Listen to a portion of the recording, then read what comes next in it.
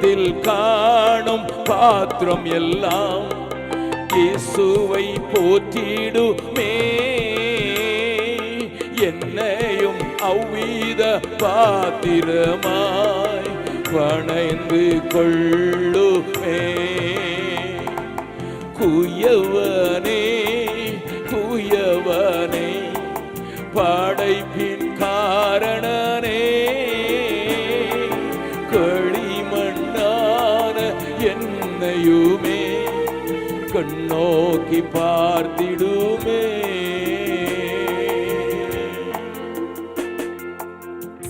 ಯೇಸು ಕ್ರಿಸ್ತುವಿನ ಇನ್ಬ ನಾಮத்தில் ஜெபம் கேளும் நல்ல பிதாவே, ಯೇಸು ಕ್ರಿಸ್ತನ ಇಂಪಾದ ನಾಮದಲ್ಲಿ ಪ್ರಾರ್ಥನೆ ಕೇಳು ಒಳ್ಳೆಯ ತಂದೆ. ಕುಳಿತುಕೊಳ್ಳೋಣ. நேற்றைய தினத்திலே ஒருவேளை அலுவலின் நிமித்தம் நீங்கள் இந்த கூட்டத்திற்கு வர முடியாமல் இருந்திருப்பீர்கள் என்றால், ನಿನ್ನೆ ದಿವಸದಲ್ಲಿ ಒಂದು ವೇಳೆ ಆಲೋಚನೆ ಮೂಲಕವಾಗಿ ಕೂಟಕ್ಕೆ ಬರದೇ ಇರುವುದಾದರೆ உங்களுக்காக 2 நிமிடத்திலே நேற்றைய செய்தியை சுருக்கಿ சொல்லிவிட்டு ನಿಮಗೋಸ್ಕರವಾಗಿ 2 ನಿಮಿಷದಲ್ಲಿ ಆ ಸಂದೇಶವನ್ನು ಸಂಕ್ಷಿಪ್ತವಾಗಿ ತಿಳಿಸಿ நான் விட்ட பகுதியிலிருந்து இன்றைக்கு தொடர விரும்புகிறேன். ನಾನು ಬಿಟ್ಟ ಭಾಗದಿಂದ ಇಂದು ಪ್ರಾರಂಭಿಸಲು ಬಯಸುತ್ತೇನೆ. நாளைக்கு சாயங்கால கூட்டத்தில் இந்த செய்தியை நான் முடிக்க விரும்புகிறேன். ನಾಳೆ ಸಂಜೆ ಕೂಟದಲ್ಲಿ ಸಂದೇಶವನ್ನು ಮುಗಿಸಲು ಬಯಸುತ್ತೇನೆ. கிறிஸ்தவத்தை குறித்து அறியாதவர்கள், ಕ್ರೈಸ್ತತ್ವದ ಬಗ್ಗೆ ತಿಳಿಯದವರು, இந்த வேதத்தின் ரகசியத்தை புரிந்து கொள்ளாதவர்கள், ಈ ವೇದದ ರಹಸ್ಯವನ್ನು ಅರಿಯದವರು, ஏன் புரிந்து கொண்டிருக்கிறேன் என்று சொல்லுகிற தேவ மக்களும் கூட, ಯಾಕೆ ತಿಳಿದಿದ್ದೇನೆ ಎಂಬುದಾಗಿ ಹೇಳುವ ದೇವ ಜನರು ಸಹ அவர்கள் இயேசு கிறிஸ்துவினிடத்தில் வரும்போது என்ன நடக்கிறது என்பதை அறியாமல் இருக்கிறார்கள் என்று சொன்னேன். ಇವರು ಯೇಸುವಿನ ಬಳಿಗೆ ಬರುವಾಗ ಏನು ಸಂಭವಿಸುತ್ತದೆ ಎಂಬುದನ್ನು ತಿಳಿಯದವರಾಗಿದ್ದಾರೆ ಎಂಬುದಾಗಿ ಹೇಳಿದೆ. அதை வேதத்திலிருந்து நான் காண்பித்து கொடுத்த போது, ಇದನ್ನು ಸತ್ಯ ವೇದದಿಂದ ತೋರಿಸಿಕೊಡುವಾಗ ஆண்டவருடைய பெரிய வாஞ்சை ஒரு கூட்ட ஜனம் ஒளியில் உள்ள பரிசுத்தவான்களோடு கூட சுதந்திரத்தை சுதந்திரித்துக் கொள்ள வேண்டும் என்று, ದೇವರ ಒಂದು ದೊಡ್ಡ ಅಪೇಕ್ಷೆ, ಬೆಳಕಿನಲ್ಲಿ ಇರುವಂತವರ ಸಂಗಡ ಒಂದು ದೊಡ್ಡ ಗುಂಪು ಆ ಬೆಳಕನ್ನು ಸ್ವತಂತ್ರಿಸಿಕೊಳ್ಳಬೇಕೆಂಬುದಾಗಿ, அதற்கு அவர் அவளை இருளின் அதிகாரத்திலிருந்து விடுதலையாக்க வேண்டிய அவசியத்தை உணர்ந்தவராகத்தான், ಅದಕ್ಕಾಗಿ ಅವರನ್ನು ಅಂಧಕಾರದ ಬಂಧನದಿಂದ ಬಿಡುಗಡೆ ಮಾಡಬೇಕೆಂಬುದಾಗಿ ತಿಳಿದಿದ್ದರಿಂದಲೇ செல்ல குமாரனை உங்களுக்காக எனக்காக மரிக்கும்படியாக அனுப்பினார் என்பதும், ತನ್ನ ಮುದ್ದು ಮಗನಾದಂತ ಒಬ್ಬನೇ ಕುಮಾರನನ್ನ ನನಗಾಗಿ ನಿಮಗಾಗಿ ಕಳಿಸಿದರೆಂಬುದಾಗಿ, அந்த விடுதலையாக்கப்பட்ட பின்பு அவருடைய குமாரனுடைய ராஜ்யத்திலே அவர்கள் பங்காளிகளாய் இருக்க வேண்டும் என்பது தேவ நோக்கம் என்று நேற்றைய தினத்திலே காண்பித்தேன். ಬಿಡುಗಡೆ ಮಾಡಲ್ಪಟ್ಟ ನಂತರವಾಗಿ ಆ ದೇವ ಜನರ ಗುಂಪಿನೊಂದಿಗೆ ಸಹಭಾಗಿಗಳಾಗಿ ಇರಬೇಕೆಂಬುದಾಗಿ ನಿನ್ನೆ ದಿವಸ ನಾನು ನಿಮಗೆ ತಿಳಿಸಿಕೊಟ್ಟೆ. ஆண்டவராகிய இயேசுவும் தன்னுடைய ஜெபத்தை கேட்டு அவருடைய சீஷர்களிடத்தில் வந்து எங்களுக்கு ஜெபிக்க கற்றுத்தாரும் என்று சொன்னபோது, ನನ್ನ ದೇವರಾದ ಯೇಸುವಿನ ಬಳಿಗೆ ತನ್ನ ಶಿಷ್ಯರು ಬಂದು ಪ್ರಾರ್ಥನೆಯ ಬಗ್ಗೆ ಕಲಿಸಿಕೊಡಿ ಎಂಬುದಾಗಿ ಹೇಳಿದಾಗ, தன்னுடைய ராஜ்யத்தினுடைய வழிமுறைகளை சட்டங்களை அவர்களுக்கு சொல்லிக் கொடுத்த போதும், ತನ್ನ ರಾಜ್ಯದ ವಿಧಿ ನಿಯಮಗಳನ್ನ ಅವರಿಗೆ ಹೇಳಿಕೊಟ್ಟಾಗ, அவர்களுக்கு ஒரு காரியத்தை ஜெபிக்கும்படியாக சொன்னதை நேற்றைய தினத்தில் ஞாபகம் ஊட்டினேன். ಅವರಿಗೆ ಒಂದು ಕಾರ್ಯಕ್ಕಾಗಿ ಪ್ರಾರ್ಥಿಸುವಂತೆ ಹೇಳಿದ್ದನ್ನ ನಿನ್ನೆ ಜ್ಞಾಪಕ ಪಡಿಸಿದೆ. உம்முடைய ராஜ்யம் வருவதாக, ನಿಮ್ಮ ರಾಜ್ಯ ಬರಲಿ. இதை நாம் அடிக்கடி நாம் உபயோகப்படுத்தினாலும் கூட, ಇದನ್ನು ಆಗಾಗ ಉಪಯೋಗಿಸಿದರೂ ಸಹ இந்த ராஜ்யத்தை குறித்த தெளிவு அநேகருக்கு இல்லை என்பதை நேற்றைய தினத்திலே நான் காண்பித்து கொடுத்தேன். ಈ ರಾಜ್ಯದ ಕುರಿತ ಸ್ಪಷ್ಟತೆ ಅನೇಕರಿಗೆ ಇಲ್ಲ ಅನ್ನುವುದನ್ನು ನಿನ್ನೆ ನಿಮಗೆ ತೋರಿಸಿಕೊಟ್ಟೆ. ஆகையினால் வேதத்தின் ஆரம்பத்திலிருந்து இறுதி வரை சொல்லப்பட்டிருக்கிற சில காரியங்களை உங்களுக்கு இந்த 3 நாட்களிலே காண்பித்து கொடுக்கிறேன் என்று சொன்னேன். ಆದ್ದರಿಂದ ಸತ್ಯವೇದದ ಪ್ರಾರಂಭದಿಂದ ಅಂತ್ಯದ ತನಕ ತಿಳಿಸಲ್ಪಟ್ಟ ಕಾರ್ಯಗಳನ್ನ ಈ 3 ದಿವಸ ನಿಮಗೆ ಹೇಳಿಕೊಡುತ್ತೇನೆ ಎಂಬುದಾಗಿ ಹೇಳಿದೆ. ராஜ்யம் என்கிற வார்த்தையே, ರಾಜ್ಯ ಎಂಬಂತ ಮಾತೆ பாபிலோனில் ஆரம்பித்தது என்று நான் உங்களுக்கு காண்பித்து கொடுத்தேன். ಬಾಬಿಲಿನಲ್ಲಿ ಪ್ರಾರಂಭವಾಯಿತು ಅನ್ನುವುದನ್ನು ನಿಮಗೆ ತೋರಿಸಿಕೊಟ್ಟೆ. நிம்ரோத் என்பவன் எப்படி ஒரு ராஜ்யத்தை ஸ்தாபிக்க முயற்சி செய்தான் என்று நான் சொன்னேன். ನಿಮ್ರೋದರೆಂಬಂತ ರಾಜನು ಯಾವ ರೀತಿ ರಾಜ್ಯ ಸ್ಥಾಪಿಸಲು ಪ್ರಯತ್ನಿಸಿದ ಎಂಬುದಾಗಿ ಹೇಳಿದೆ. அதிகாரத்தை அடிப்படையாக கொண்டு, ಆ ಒಂದು ಅಧ್ಯಾಯವನ್ನ ಆಧಾರಗೊಂಡು, வல்லமையை அடிப்படையாக கொண்டு, ಆ ಫಲವನ್ನ ಆಧಾರವಾಗಿಟ್ಟು, தன்னுடைய பலத்தையும் ஆணவத்தையும் அதிகாரத்தையும் அவன் சத்துவமாக எடுத்து, ತನ್ನ ಬಲವನ್ನ ತನ್ನ ವ್ಯಕ್ತಿತ್ವವನ್ನ ಆತನು ಸತ್ವವಾಗಿ ತೆಗೆದುಕೊಂಡು, அவன் அந்த காரியத்தை ஆரம்பித்து ಅವನ ಕಾರ್ಯವನ್ನ ಪ್ರಾರಂಭಿಸಿ, அந்த அதிகார துஷ்பிரயோகத்தின் நிமித்தமாக, ಆ ಅಧಿಕಾರದ ದುಷ್ಪ್ರಯೋಜನ ನಿಮಿತ್ತವಾಗಿ எப்படி விபச்சாரம் ஆரம்பிக்கப்பட்டது என்பதை நான் உங்களுக்கு காண்பித்து கொடுத்தேன். ಯಾವ ರೀತಿ ವ್ಯಭಿಚಾರ ಪ್ರಾರಂಭವಾಯಿತು ಅನ್ನುವುದನ್ನು ನೆನೆ ತೋರಿಸಿಕೊಟ್ಟೆ. தேவனுடைய இருதயத்தில் இருந்த ஒரு பெரிய தன்னுடைய குமாரனுடைய தேவனுடைய ராஜ்யம் ஸ்தாபிக்கப்பட வேண்டும் என்பதை அறிந்திருந்த பிசாசு ದೇವರ ಹೃದಯದಲ್ಲಿದ್ದಂತ ತನ್ನ ಮಗನಾದ ಆತನ ರಾಜ್ಯ ಸ್ಥಾಪಿಸಲ್ಪಡಬೇಕೆಂಬುದಾಗಿ ತಿಳಿದಂತ ಸೈತಾನನು ஆரம்பத்திலேயே உலகத்தாருடைய முறையிலே ஒரு ராஜ்யத்தை ஸ்தாபிப்பதற்கு முயற்சி செய்ததை என் வேதம் சொல்லுகிறதை நான் நேற்றைய தினத்திலே காண்பித்தேன். ಪ್ರಾರಂಭದಲ್ಲೇ ಲೌಕಿಕವಾದಂತ ಒಂದು ರಾಜ್ಯವನ್ನು ಸ್ಥಾಪಿಸುವುದಕ್ಕೆ ಆತನು ಪ್ರಯತ್ನಿಸಿದ್ದನ್ನ ನಿನ್ನೆ ನಿಮಗೆ ತೋರಿಸಿಕೊಟ್ಟೆ. ஆனால் ஆண்டவரோ, ಆದರೆ ದೇವರು என் இயேசு இந்த பூமியிலே இருந்து சொன்ன வார்த்தையை நான் நேற்றைய தினத்திலே உங்களுக்கு காண்பித்து கொடுத்தேன். ನನ್ನ ಯೇಸು ಈ ಭೂಮಿಯಲ್ಲಿ ಇದ್ದುಕೊಂಡು ಹೇಳಿದಂತ ಒಂದು ಮಾತನ್ನ ನಿಮಗೆ ಹೇಳಿಸಿ ತಿಳಿಸಿಕೊಟ್ಟೆ. ராஜ்யம் இந்த பூமிக்குரியது அல்ல என்று சொன்ன வார்த்தைகளை நான் காண்பித்து கொடுத்தேன். ನನ್ನ ರಾಜ್ಯ ಈ ಭೂಮಿಗೆ ಸಂಬಂಧಪಟ್ಟಿದ್ದು ಅಲ್ಲ ಅನ್ನುವುದನ್ನು ನೆನೆ ತೋರಿಸಿಕೊಟ್ಟೆ. இந்த பூமியின் முறைப்படி அது நடக்காது. ಈ ಭೂಮಿಯ ರೀತಿಯಂತೆ ಅದು ನಡೆಯುವುದಿಲ್ಲ. பூமியினுடைய விதிப்படி நடக்காது. ಭೂಮಿಯ ವಿಧಿಯಂತೆ ನಡೆಯುವುದಿಲ್ಲ. மாறாக ಬದಲಾಗಿ அது வித்தியாசமாக ಅದು ವ್ಯತ್ಯಾಸವಾಗಿ அது எப்படி இருக்கும் என்பதை உங்களுக்கு காண்பித்து கொடுப்பதற்கு, ಅದು ಹೇಗೆ ಇರುತ್ತದೆ ಎಂಬುದಾಗಿ ನಿಮಗೆ ತೋರಿಸಿಕೊಡಲು, புரிந்து கொள்வதற்கு, ಅದನ್ನು ನೀವು ಅರ್ಥ ಮಾಡಿಕೊಳ್ಳುವುದಕ್ಕೆ சின்ன கூட்டத்தை நான் தெரிந்து கொண்டு ಒಂದು ಚಿಕ್ಕ ಗುಂಪನ್ನು ಹಾರಿಸಿಕೊಂಡು அவர்களை ஆசாரிய ராஜ்யமாக்குகிறேன் என்பதை ஆண்டவர் வெளிப்படுத்தினார். ಅವರನ್ನ ಯಾಜಕ ರಾಜ್ಯವಾಗಿಸುತ್ತೇನೆ ಎಂಬುದಾಗಿ ದೇವರು ತೋರ್ಪಡಿಸಿದರು. அவர்கள் விடுதலையோடு வாழ்கிறவர்கள், ಅವರು ಬಿಡುಗಡೆಯಿಂದ ಜೀವಿಸುವವರು, அவர்கள் அடிமைத்தனத்தில் வாழ்கிறவர்கள் அல்ல, ಅವರು ದಾಸತ್ವದಲ್ಲಿ ಜೀವಿಸುವವರಲ್ಲ, இருளின் அதிகாரத்தில் இருக்கிறவர்கள் அல்ல, ಕತ್ತಲೆಯ ಅಂಧಕಾರದಲ್ಲಿ ಇರುವವರಲ್ಲ என்பதை காண்பிப்பதற்காகத்தான், ಎಂಬುದಾಗಿ ತೋರಿಸುವುದಕ್ಕಾಗಿಯೇ தான் தெரிந்து கொண்ட இஸ்ரவேல் ஜனங்களை எகிப்தின் அடிமைத்தனத்தில் அவர் விடுதலையாக்கி கொண்டு வந்ததை நான் உங்களுக்கு காண்பித்து, ಆರಿಸಿಕೊಂಡ ತನ್ನ ಜನರನ್ನ ಐಗುಪ್ತದಿಂದ ಬಿಡುಗಡೆ ಮಾಡಿ ತಂದಿದ್ದನ್ನು ನಿಮಗೆ ತೋರಿಸಿ, அவர்களுக்கு ஒரு உடன்படிக்கை செய்ததை நான் காண்பித்து கொடுத்தேன். ಅವರಿಗೆ ಒಂದು ಒಡಂಬಡಿಕೆ ಮಾಡುವುದನ್ನು ತೋರಿಸಿಕೊಟ್ಟೆ. அந்த உடன்படிக்கை என்ன என்பதை நேற்றைய தினத்திலே யாத்ராமம் 19வது அதிகாரம் 6வது வசனத்திலே வாசித்தோம். ಆ ಒಡಂಬಡಿಕೆ ಏನು ಎಂಬುದಾಗಿ ವಿಮೋಚನಾ ಕಂಡ 19ನೇ ಅಧ್ಯಾಯ 6ನೇ ವಾಕ್ಯದಲ್ಲಿ ನೆನೆ ಓದಿದ್ದೇವೆ. 5வது வசனத்திலே ஆண்டவர் அவருடைய காரியத்தை குறித்து அழகாக விவரித்து விட்டு 5ನೇ ವಾಕ್ಯದಲ್ಲಿ ತನ್ನ ಕಾರ್ಯಗಳನ್ನ ಉತ್ತಮವಾಗಿ ವಿವರಿಸಿ, தான் அழைத்து கொண்டு வந்த ஜனத்தை, ತಾನು ಕರೆತಂದ ಜನರನ್ನ, தான் சுமந்து கொண்டு வந்த ஜனத்தை, ತಾನು ಒತ್ತು ತಂದ ಜನರನ್ನ ஏன் சுமந்து கொண்டு வந்தேன் என்பதையும், ಯಾಕೆ ಒತ್ತುಕೊಂಡು ಬಂದೆ ಅನ್ನುವುದನ್ನು, அவர்களை கொண்டு என்ன செய்ய போகிறேன் என்பதையும், ಅವರ ಮೂಲಕ ಏನು ಮಾಡುತ್ತೇನೆ ಅನ್ನುವುದನ್ನ ஆண்டவர் அழகாக காண்பித்து கொடுத்ததை நான் உங்களுக்கு சொன்னேன். ದೇವರು ಸುಂದರವಾಗಿ ತೋರಿಸಿದ್ದನ್ನು ನಿಮಗೆ ಹೇಳಿದೆ. அவர் சொல்லும்போது சொல்லுகிறார், ಅವರು ಹೇಳುವಾಗ ಹೇಳ್ತಾರೆ, நான் உங்களை கழுகுகளுடைய சட்டைகளை மேலே சுமந்து என்னண்டை சேர்த்து கொண்டேன். ನಿಮ್ಮನ್ನ ಹದ್ದುಗಳ ಆ ಮರಿಗಳು ರೆಕ್ಕೆಗಳ ಮೇಲೆ ಒತ್ತುಕೊಳ್ಳುವಂತೆ ನಿಮ್ಮನ್ನ ಹೊತ್ತುಕೊಂಡು ಬಂದೆ. நீங்கள் தான் என் சொந்த சம்பத்து, ನೀವೇ ನನ್ನ ಸ್ವಂತ ಸಂಪತ್ತು, நீங்கள் தான் என்னுடைய ஜனம். ನೀವೇ ನನ್ನ ಜನ. அதோடு நிறுத்தாதபடிக்கு ಅದರೊಂದಿಗೆ ನಿಲ್ಲಿಸದ ಹಾಗೆ உங்களை ஆசாரிய ராஜ்யமாகவும் ನಿಮ್ಮನ್ನ ಯಾಜಕ ರಾಜ್ಯವನ್ನಾಗಿಯೂ பரிசுத்த ஜாதியாகவும் உங்களை நான் தெரிந்து கொண்டிருக்கிறேன் என்று சொன்னார். ಪರಿಶುದ್ಧ ಜನಾಂಗವಾಗಿ ನಿಮ್ಮನ್ನ ಹಾರಿಸಿಕೊಂಡಿದ್ದೇನೆ ಅಂದನು. அருமையான தேவனுடைய மக்களே, ಪ್ರಿಯ ದೇವ ಜನವೇ, இந்த ஆசாரிய ராஜ்யம் என்கிற வார்த்தை, ಈ ಯಾಜಕ ರಾಜ್ಯ ಅನ್ನುವಂತ ಮಾತು என்றைக்கு சத்துரு கேட்டானோ, ಎಂದು ವೈರಿ ಕೇಳಿಸಿಕೊಂಡನು, இருந்து இந்த ஆசாரிய ராஜ்யத்துக்கு விரோதமாக செயல்பட ஆரம்பித்தான். ಅಂದಿನಿಂದ ಈ ಯಾಜಕ ರಾಜ್ಯಕ್ಕೆ ವಿರೋಧವಾಗಿ ಕ್ರಿಯೆ ಮಾಡಲು ಪ್ರಾರಂಭಿಸಿದ. ஆசாரிய ராஜ்யம் என்கிற வார்த்தை, ಯಾಜಕ ರಾಜ್ಯ ಎಂಬಂತ ಮಾತು, ஆகையினால் தான் ಆದ್ದರಿಂದಲೇ இங்கே ஆண்டவர் உடன்படிக்கை பண்ணின பின்பு, ಇಲ್ಲಿ ದೇವರು ಒಡಂಬಡಿಕೆ ಮಾಡಿದ ನಂತರ சத்ருவினால சிதைக்கப்படுவதற்கு பல வழிமுறைகள் வந்ததை காண்பித்து, ವೈರಿಗಳಿಂದ ಚದುರಿಸಲ್ಪಡುವುದಕ್ಕೆ ಅನೇಕ ಕಾರ್ಯಗಳನ್ನು ತೋರಿಸಿ, பின்னதாக ಅದರ ನಂತರವಾಗಿ வெளிப்படுத்தின விசேஷத்தில் தான் நீங்கள் பார்க்க முடியும். ಪ್ರಕಟಣೆಯ ಪುಸ್ತಕದಲ್ಲೇ ನೀವು ನೋಡಲು ಸಾಧ್ಯ. அங்க 5வது அதிகாரத்திலே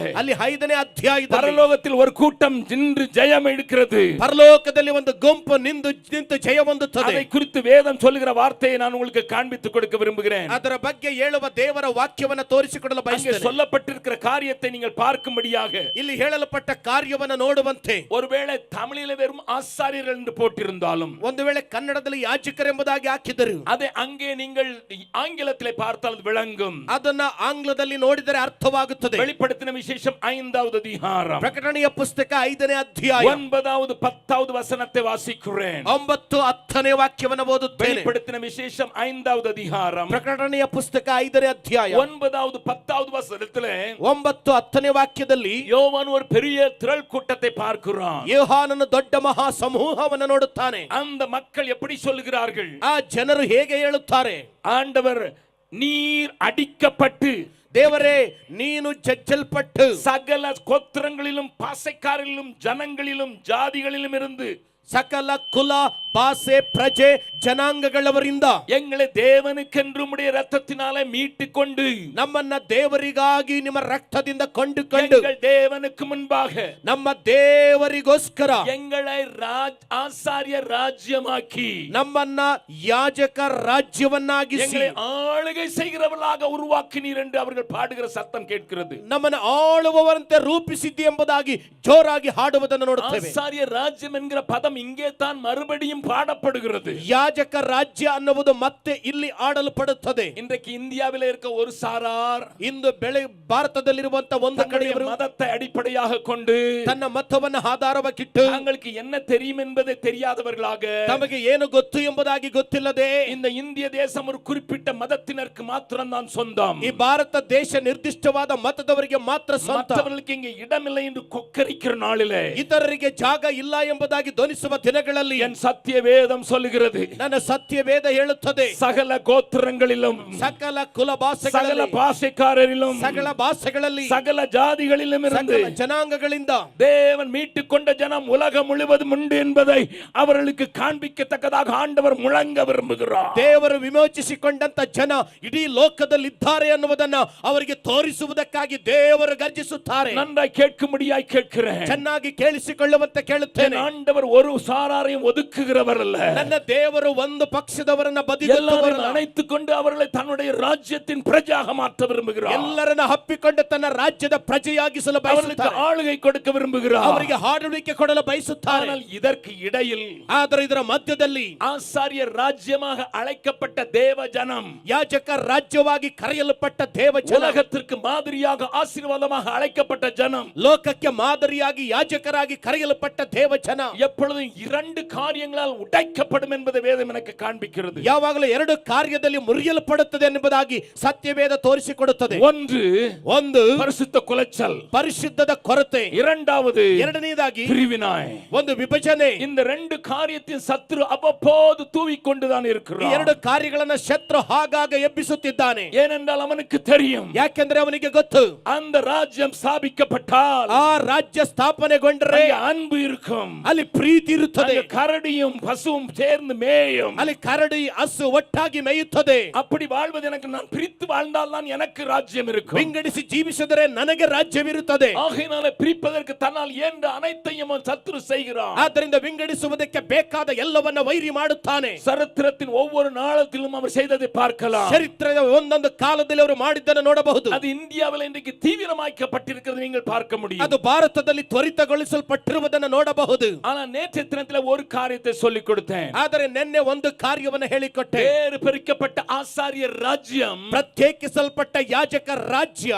தேவனை விட்டுவிட்ட ஒரு ஜன கூட்டம் எழும்பின போது, ದೇವರನ್ನ ಬಿಟ್ಟು ಬಿಟ್ಟ ಜನಾಂಗ ಇದ್ದಾಗ, தேவனை மறந்து விட்ட ஒரு ஜனக்கூட்டம் எழும்பின போது, ದೇವರನ್ನ ಮರೆತ ಒಂದು ಜನಾಂಗ ಇದ್ದಾಗ அவர்கள் என்ன கேட்டார்களா? ಅವರು ಏನು ಕೇಳಿದರು? என் சரித்திர புஸ்தகம் சொல்லுகிறது, ನನ್ನ ಚರಿತ್ರೆ ಪುಸ್ತಕ ಹೇಳುತ್ತದೆ, என்னுடைய பரிசுத்த வேதாகமம் சொல்லுகிறது, ನನ್ನ ಪವಿತ್ರ ಧರ್ಮಶಾಸ್ತ್ರ ಹೇಳುತ್ತದೆ, யாத்ராகமங்களின் புஸ்தகத்திலே, ವಿಮೋಚನಾ ಕಾಂಡ ಪುಸ್ತಕದಲ್ಲಿ அதிலே ஆண்டவர் 32வது அதிகாரத்திலே எழுதப்பட்டிருக்கிற வார்த்தை வாசிக்கிறேன். 32ನೇ ಅಧ್ಯಾಯದಲ್ಲಿ ಬರೆಯಲ್ಪಟ್ಟ ವಾಕ್ಯವನ್ನು ಓದುತ್ತೇನೆ. 32வது அதிகாரத்திலே 32ನೇ ಅಧ್ಯಾಯದಲ್ಲಿ முதலாவது வசனத்திலிருந்து வாசிக்கிறேன். ಮೊದಲನೇ ವಾಕ್ಯದಿಂದ ಓದುತ್ತೇನೆ. மோசே மலையிலிருந்து இறங்கி வர தாமரிக்கிறதை ஜனங்கள் கண்டபோது, ಮೋಸೆ ಬೆಟ್ಟದಿಂದ ಇಳಿಯದೆ ತಡ ಮಾಡಿದ್ದನ್ನು ಇಸ್ರಾಯೇಲರು ನೋಡಿದಾಗ ஆரோனிடத்தில் கூட்டம் கூடி, ಅವರು ಆರೋನನ ಬಳಿಗೆ ಕೂಡಿ ಬಂದು, எகிப்து தேசத்தில் நீங்களை அழைத்து கொண்டு வந்த மோசேக்கு என்ன நேரம் சம்பவித்ததோ தெரியாது. ಐಗುಪ್ತದಿಂದ ನಮ್ಮನ್ನ ಕರೆಕೊಂಡು ಬಂದ ಮೋಸೆಗೆ ಏನಾಯ್ತೋ ಗೊತ್ತಿಲ್ಲ. ಆದ್ದರಿಂದ நன்றாய் கவனியுங்கள் அருமையானவர்களே, ಚೆನ್ನಾಗಿ ಗಮನಿಸಿ ಪ್ರಿಯರೇ. இங்கே ஒரு கூட்டம் ஆரோனிடத்தில் வந்து கேட்கிறது. ಇಲ್ಲಿ ಒಂದು ಗುಂಪು ಆರೋನನ ಬಳಿಗೆ ಬಂದು ಕೇಳುತ್ತದೆ. சொல்லுகிறார்கள், 40 நாட்களாக மோசேயை காணோம். ಅವರು ಹೇಳ್ತಾ ಇದ್ದಾರೆ, 40 ದಿನಗಳಿಂದ ಮೋಸೆ ಕಾಣುತ್ತಿಲ್ಲ. மலையின் மேல் ஏறி போன மோசேக்கு என்ன நேர்ந்தது என்று தெரியாது. ಬೆಟ್ಟದ ಮೇಲೆ ಹತ್ತಿ ಹೋದ ಮೋಸೆಗೆ ಏನಾಯ್ತೋ ಗೊತ್ತಿಲ್ಲ. ஒரே புகைக்காடாய் இருக்கிறது, ಬರೀ ಹೊಗೆ ಕಾಡಾಗಿದೆ, ஒரೇ இடி சத்தம் கேட்கிறது, ಬರೀ ಗುಡುಗಿನ ಶಬ್ದ ಕೇಳುತ್ತದೆ, மலையே நடுங்கத்தக்கதாக இருக்கிறது. ಬೆಟ್ಟ ನಡುಗುವ ಹಾಗೆ ಇದೆ. எங்களுக்கு என்ன செய்வதென்று தெரியவில்லை. ನಮಗೆ ಏನು ಮಾಡಬೇಕು ಗೊತ್ತಾಗುತ್ತಿಲ್ಲ. நன்றாய் கவனியுங்கள், ಚೆನ್ನಾಗಿ ಗಮನಿಸಿ. அந்த காட்சியை உங்களுடைய மனக்கண்களிலே கொண்டு வாருங்கள். ಆ ದೃಶ್ಯವನ್ನ ಮನಸ್ಸಿನ ಕಣ್ಣಿನ ಮುಂದೆ ತನ್ನಿರಿ. அவள் என்ன கேட்டிருக்க வேண்டும்? ಅವ್ರು ಏನು ಕೇಳಿರಬೇಕು? மோசேக்கு பதிலாக எங்களுக்கு ஒரு தலைவனை தாரும் என்று தான் கேட்டிருக்க வேண்டும். ಮೋಸೆಗೆ ಬದಲಾಗಿ ಒಬ್ಬ ನಾಯಕನನ್ನ ಕೊಡು ಎಂಬುದಾಗಿ ಕೇಳಿರಬೇಕಿತ್ತು. ஆனால் இந்த ஜனத்துக்குள்ள ஒரு ஆவி கிரியை செய்ய ஆரம்பிக்கிறது. ಆದರೆ ಈ ಜನರಲ್ಲಿ ಒಂದು ಆತ್ಮ ಕ್ರಿಯೆ ಮಾಡಲು ಪ್ರಾರಂಭಿಸಿತು. ತಿಳಿಸುತ್ತದೆ. ಕ್ರಿಯೆ ಆಕಾಯ ಮಂಡಲದಲ್ಲಿ இருக்கிற அந்த பொல்லாதவனால் உண்டானது. ಈ ಕ್ರಿಯೆ ಆಕಾಶ ಮಂಡಲದಲ್ಲಿರುವಂತ ಆ ದುರಾತ್ಮನಿಂದ ಉಂಟಾಗಿದ್ದು. அவர்கள் கேட்ட கேள்வியை பாருங்கள். ಅವರು ಕೇಳಿದ ಪ್ರಶ್ನೆ ನೋಡ್ರಿ. அதனால் நீர் எழுந்து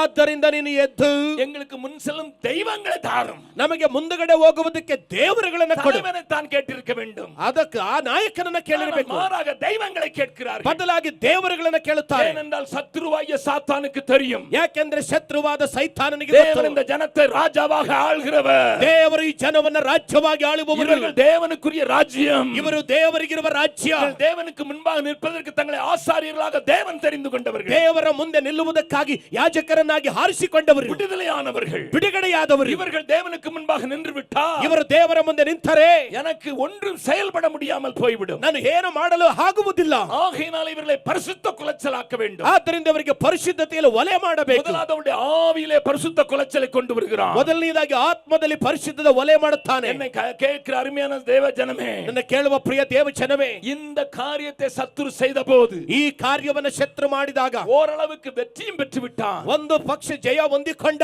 ஆண்டவர் அவர்களை தள்ளி விடுவார் என்று யோசித்தான். ದೇವರವರನ್ನು ತಳ್ಳಿ ಬಿಡುತ್ತಾನೆ ಎಂಬುದಾಗಿ ಯೋಚಿಸಿದ. ஆனால் அங்கே ஒரு சிறு கூட்டம் இருந்தது. ಅದರಲ್ಲಿ ಒಂದು ಚಿಕ್ಕ ಗುಂಪು ಇತ್ತು. தேவனுடைய சமீப பக்கத்தில் நிற்பதற்கு, ದೇವರ ಪಕ್ಕದಲ್ಲಿ ನಿಲ್ಲುವುದಕ್ಕೆ, தேவ பட்சத்தில் நிற்பதற்கு, ದೇವರ ಪಕ್ಷದಲ್ಲಿ ನಿಲ್ಲುವುದಕ್ಕೆ, எல்லாரும் தங்களை நிர்வாணிகளாக மாற்றிக் கொண்டிருந்த நேரத்தில், ಎಲ್ಲರನ್ನು ತಮ್ಮನ್ನ ಬೆತ್ತಲೆಯಾಗಿ ಮಾರ್ಪಡಿಸಿಕೊಂಡ ಸಮಯದಲ್ಲಿ, தங்களை கெடுத்துக் கொண்டிருந்த நேரத்தில், ಎಲ್ಲರೂ ತಮ್ಮನ್ನ ಕೆಡಿಸಿಕೊಂಡ ಸಮಯದಲ್ಲಿ, அவர்கள் மத்தியில் தங்களை கெடுக்காத, ಅವರ ಮಧ್ಯದಲ್ಲಿ ತಮ್ಮನ್ನ ಕೆಡಿಸಿಕೊಳ್ಳದ, நிர்மாணமாகாத, ಬೆತ್ತಲೆಯಾಗದ, பகைமனையும் எதிர்த்து நிற்கிற, ಹಾಗೆಯನ್ನು ಹೆದರಿಸಿ ನಿಲ್ಲುವ, எங்களுக்கு ஒரு அழைப்பு கொடுப்பதற்கு ஒரு மனுஷன் ನಮಗೆ ಕರೆಯುವಿಕೆ ಕೊಡುವುದಕ್ಕೆ ಒಬ್ಬ ಮನುಷ್ಯ ಬೇಕಾಗಿದ್ದಾನೆ. கர்த்தரின் பட்சத்தில் நிற்கிறவன் யார் என்ற போது, ಕರ್ತನ ಪಕ್ಷದಲ್ಲಿ ಯಾರು ನಿಲ್ಲುತ್ತಾರೆ எழுந்து வர ஒரு கூட்டம் இருந்தது. ಎದ್ದೇಳುವ ಒಂದು ಗುಂಪು ಇತ್ತು. அவருடைய வைராக்கியத்தை ஆண்டவர் பார்த்தார். ಅವರ ವೈರಾಗ್ಯವನ್ನು ದೇವರು ನೋಡಿದರು. ஆகையினாலே ಆದ್ದರಿಂದ ರಾಜ್ಯத்தை ಸ್ಥಾಪಿಪದற்கு ಮುನ್ನதாக ರಾಜ್ಯವನ್ನು ಸ್ಥಾಪಿಸುವುದಕ್ಕಿಂತ ಮುಂಚಿತವಾಗಿ கூட்டம் தான் இருக்கிறது. ಒಂದು ಚಿಕ್ಕ ಗುಂಪು ಇದೆ. ஆகையினால் இது ஆசாரிய கூட்டமாக்குகிறேன் என்று சொன்னார். ಆದ್ದರಿಂದ ಇದನ್ನು ಯಾಜಕ ಗುಂಪಾಗಿಸುತ್ತೇನೆ ಅಂದರು. தேவன் தன்னுடைய பெரிய புரோகிராமை, ದೇವರು ತನ್ನ ದೊಡ್ಡ ಪ್ರೋಗ್ರಾಮ್ ಅನ್ನು, விசாலமான புரோகிராமை, ವಿಸ್ತಾರವಾದ ಪ್ರೋಗ್ರಾಮ್ ಅನ್ನು சின்ன கூட்டத்தோடு வைக்க வேண்டிய அவசியம் ஏற்பட்டு விட்டது. ಚಿಕ್ಕ ಗುಂಪಿನೊಂದಿಗೆ ಇಡಬೇಕಾದ ಅವಶ್ಯ ಉಂಟಾಯಿತು.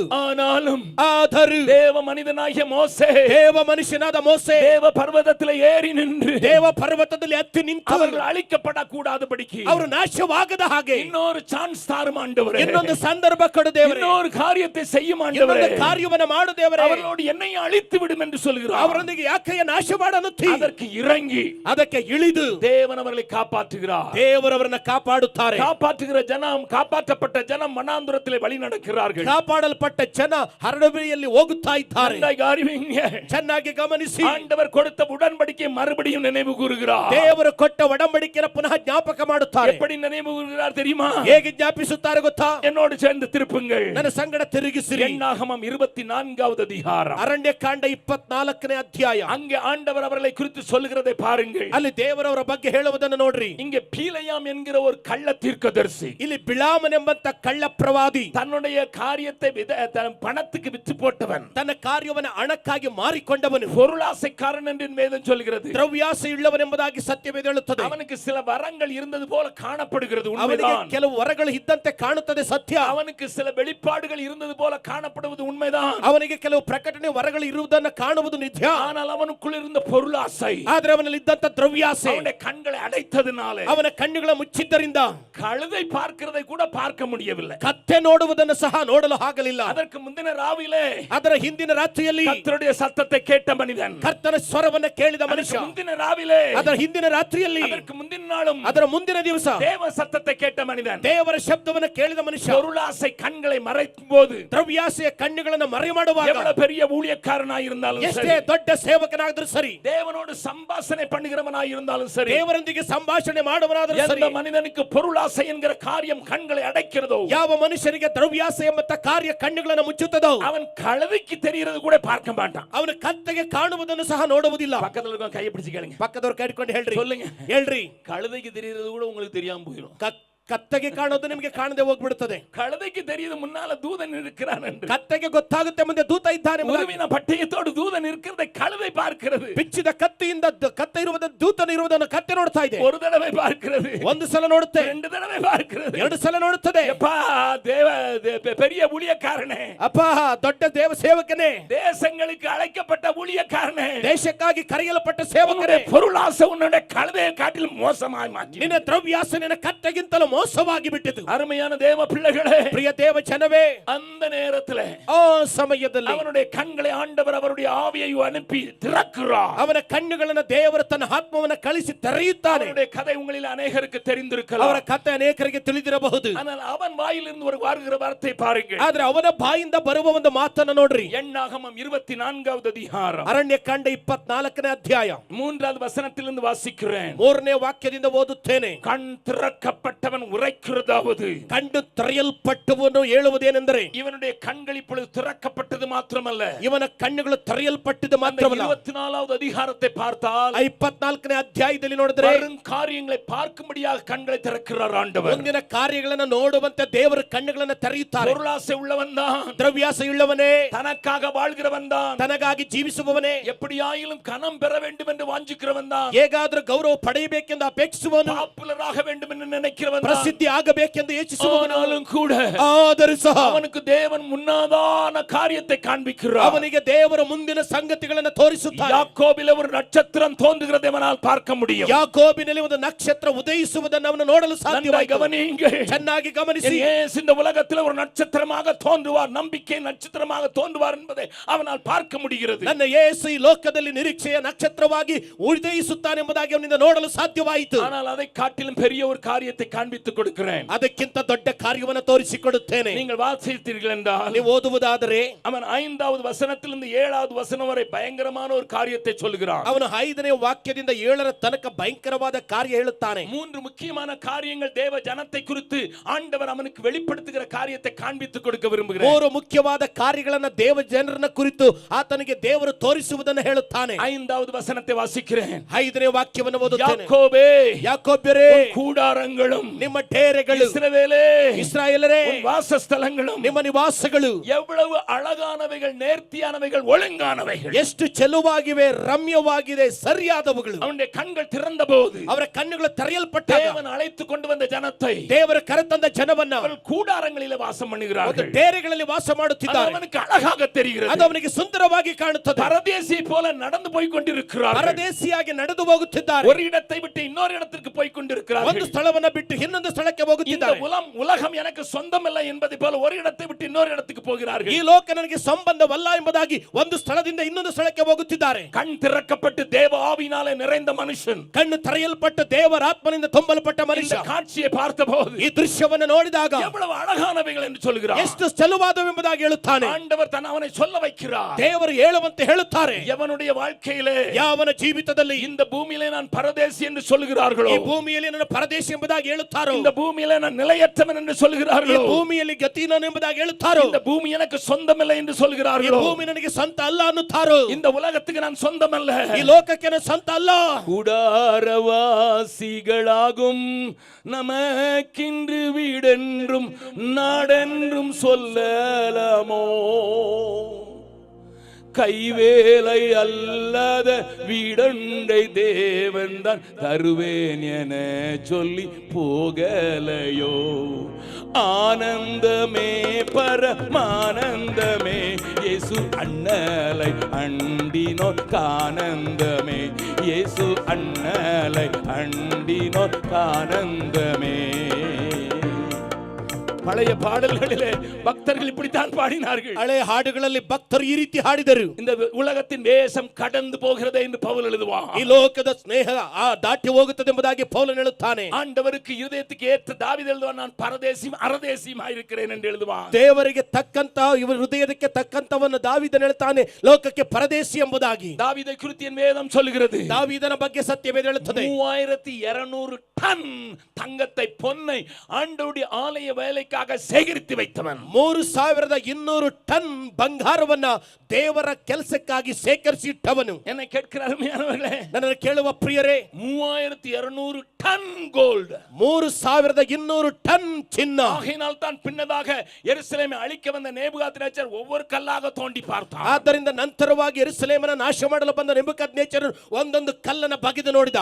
ஒரு டன்னுக்கு 1000 கிலோ, ಒಂದು ಟನ್ನಿಗೆ 1000 ಕೆಜಿ, கிலோ 1000 கிராம். ಒಂದು ಕೆಜಿ 1000 ಗ್ರಾಂ. வீட்டிலே போய் கணக்கு பார்த்துக் கொள்ளுங்க. ಮನೆಗೆ ಹೋಗಿ ಲೆಕ್ಕ ಹಾಕ್ರಿ. இத்தனை தங்கத்தை இத்தனை பொன்னை தேவனுடைய காரியத்துக்கு தந்த தாவீது சொல்லுகிறான். ಇಷ್ಟು ಚಿನ್ನವನ್ನ ಇಷ್ಟು ಬಂಗಾರವನ್ನ ದೇವರ ಕಾರ್ಯಕ್ಕೆ ತಂದ ದಾವೀದನು ಹೇಳ್ತಾನೆ, நாங்கள் இந்த உலகத்தில் அரதேசிகள், ನಾವು ಈ ಲೋಕದಲ್ಲಿ ಪರದೇಶಿಗಳು, ನಾವು ವನವಾಸಿಗಳು. இதைத்தான் ஆண்டவர் அங்கே பீலேயாமுக்கு முதலாவது காண்பிக்கிறார். ಇದನ್ನೇ ದೇವರು ಬಿಳಾಮನಿಗೆ ಮೊದಲು ತೋರಿಸುತ್ತಾರೆ. ஆண்டவர் என்ன சொல்ல விரும்புகிறார்? ದೇವರು ಏನು ಹೇಳಲು என் ಬಯಸುತ್ತಾರೆ? ஜனங்கள் இந்த உலகத்திலே வைக்கப்பட்டிருந்தாலும் உலகத்துக்கு சொந்தமானவர்கள் அல்ல. ನನ್ನ ಜನರು ಈ ಲೋಕದಲ್ಲಿ ಇದ್ದರೂ ಸಹ ಲೋಕಕ್ಕೆ ಸಂಬಂಧಪಟ್ಟವರಲ್ಲ. ஏனென்றால் என்னுடைய ராஜ்யம் இவ்வுலகத்துக்குரியது அல்ல. ಏಕೆಂದರೆ ನನ್ನ ರಾಜ್ಯ ಈ ಲೋಕಕ್ಕೆ ಸಂಬಂಧಪಟ್ಟಿದ್ದಲ್ಲ. நம்புகிறவர்கள் மாத்திரம் ஒரு பெரிய அல்லேலூயா கோஷத்தை எழுப்பலாமா? ನಂಬುವವರು ಮಾತ್ರ ಜೋರಾಗಿ ಹಲ್ಲೆಲೂಯಾ ಘೋಷವಾಗಿ ಹೇಳೋಣವಾ? நீ அப்படி வாழும்போது அவருடைய கண்கள் உன்னை அழகானவைகளாக பார்க்கிறது. ನೀನು ಆ ರೀತಿ ಜೀವಿಸುವಾಗ ನಿನ್ನ ಕಣ್ಣುಗಳು ಸುಂದರವಾಗಿ ಕಾಣಲ್ಪಡುತ್ತದೆ. கவனியுங்கள், ಚೆನ್ನಾಗಿ ಗಮನಿಸಿ. அழகான உம் கண்கள் என்னை கண்டதினாலே என்று சொல்லி பாடுகளாம். ಸುಂದರವಾದ ನಿನ್ನ ಕಣ್ಣುಗಳು ನನ್ನ ಕಂಡಿದ್ರೆ ಎಂಬುದಾಗಿ ಆಡ್ತೇವೆ. நானே அழகென்று அவர் ரசிக்கிற நேரம் ಎಂದು தெரியுமா? ಆದರೆ ನಾವೇ ಸುಂದರ ಎಂಬುದಾಗಿ ಅವರು ಸವಿಯುವ ಸಮಯ ஆண்டவராகிய இயேசுவே, ದೇವರಾದ ಯೇಸುವೇ, நீர் உலகத்தார் அல்லாதது போல ನೀನು ಲೋಕದವ ಅಲ್ಲದ ಹಾಗೆ ನಾನು உலகத்தான் அல்ல. ನಾನು ಲೋಕದವನಲ್ಲ. இந்த உலகத்தின் அதிபதி என்னிடத்தில் வருகிறான். ಈ ಲೋಕದ ಅಧಿಪತಿ ನನ್ನ ಬಳಿಗೆ ಬರ್ತಾನೆ. என்கிட்ட ஒண்ணுமே இல்ல, ನನ್ನಲ್ಲಿ ಏನು ಇಲ್ಲ, என்கிட்ட ஒண்ணுமே இல்ல. ನನ್ನಲ್ಲಿ ಏನು ಇಲ್ಲ. இப்படிப்பட்ட மக்களை தேவன் அழகாக பார்க்கிறார். ಇಂತಹ ಜನರನ್ನ ದೇವರು ಸುಂದರವಾಗಿ ನೋಡುತ್ತಾರೆ. அடுத்தாற்போல் 6வது வசனத்தில் ஒரு காரியத்தை சொல்லுகிறார். ನಂತರ 6ನೇ ವಾಕ್ಯದಲ್ಲಿ ಒಂದು ಕಾರ್ಯವನ್ನು ಹೇಳುತ್ತಾನೆ. கர்த்தர் நாட்டின சந்தன மரம் என்று சொல்லுகிறார். ಕರ್ತನು ನೆಟ್ಟಂತಹ ಒಂದು ಚಂದನ ಮರ ಎಂಬುದಾಗಿ ಹೇಳುತ್ತಾನೆ. சந்தன மரத்தினுடைய அழகும், ಆ ಗಂಧದ ಮರದ ಸೌಂದರ್ಯ, சந்தனுடைய மனத்தினுடைய வாசனை எப்பொழுது வெளிப்படும்? ಗಂಧದ ಮರದ ಸುವಾಸನೆ ಯಾವಾಗ ಬೀರುತ್ತದೆ? நன்றாய் கவனியுங்களம்மா, ಚೆನ್ನಾಗಿ ಗಮನಿಸಿ ಅಮ್ಮ, கவனியுங்களையா, ಗಮನಿಸಿ ಅಯ್ಯ. சந்தன மர காடுகளை ஏராளமாக கொண்டிருக்கிற நாட்டிலே இருக்கிறீர்கள் நீங்கள். ಗಂಧದ ಮರವನ್ನು ಹೇರಳವಾಗಿರುವಂತಹ ದೇಶದಲ್ಲಿ ಇದ್ದೀರಿ ನೀವು. கர்நாடகா தான் சாண்டல்வுட் சோப்புக்கும் சாண்டல் ஆயில் சோப்புக்கும் பேர் பெற்றது. ಕರ್ನಾಟಕ ಮಾವೇ ಸ್ಯಾಂಡಲ್ವುಡ್ ಸೋಪು, ಸ್ಯಾಂಡಲ್ವುಡ್ ಇದಕ್ಕೆ ಪ್ರಸಿದ್ಧಿಯಾಗಿದ್ದು. எனக்கு தெரியாது மைசூர் சாண்டல் சோப் எவ்வளவு காலமாகுது.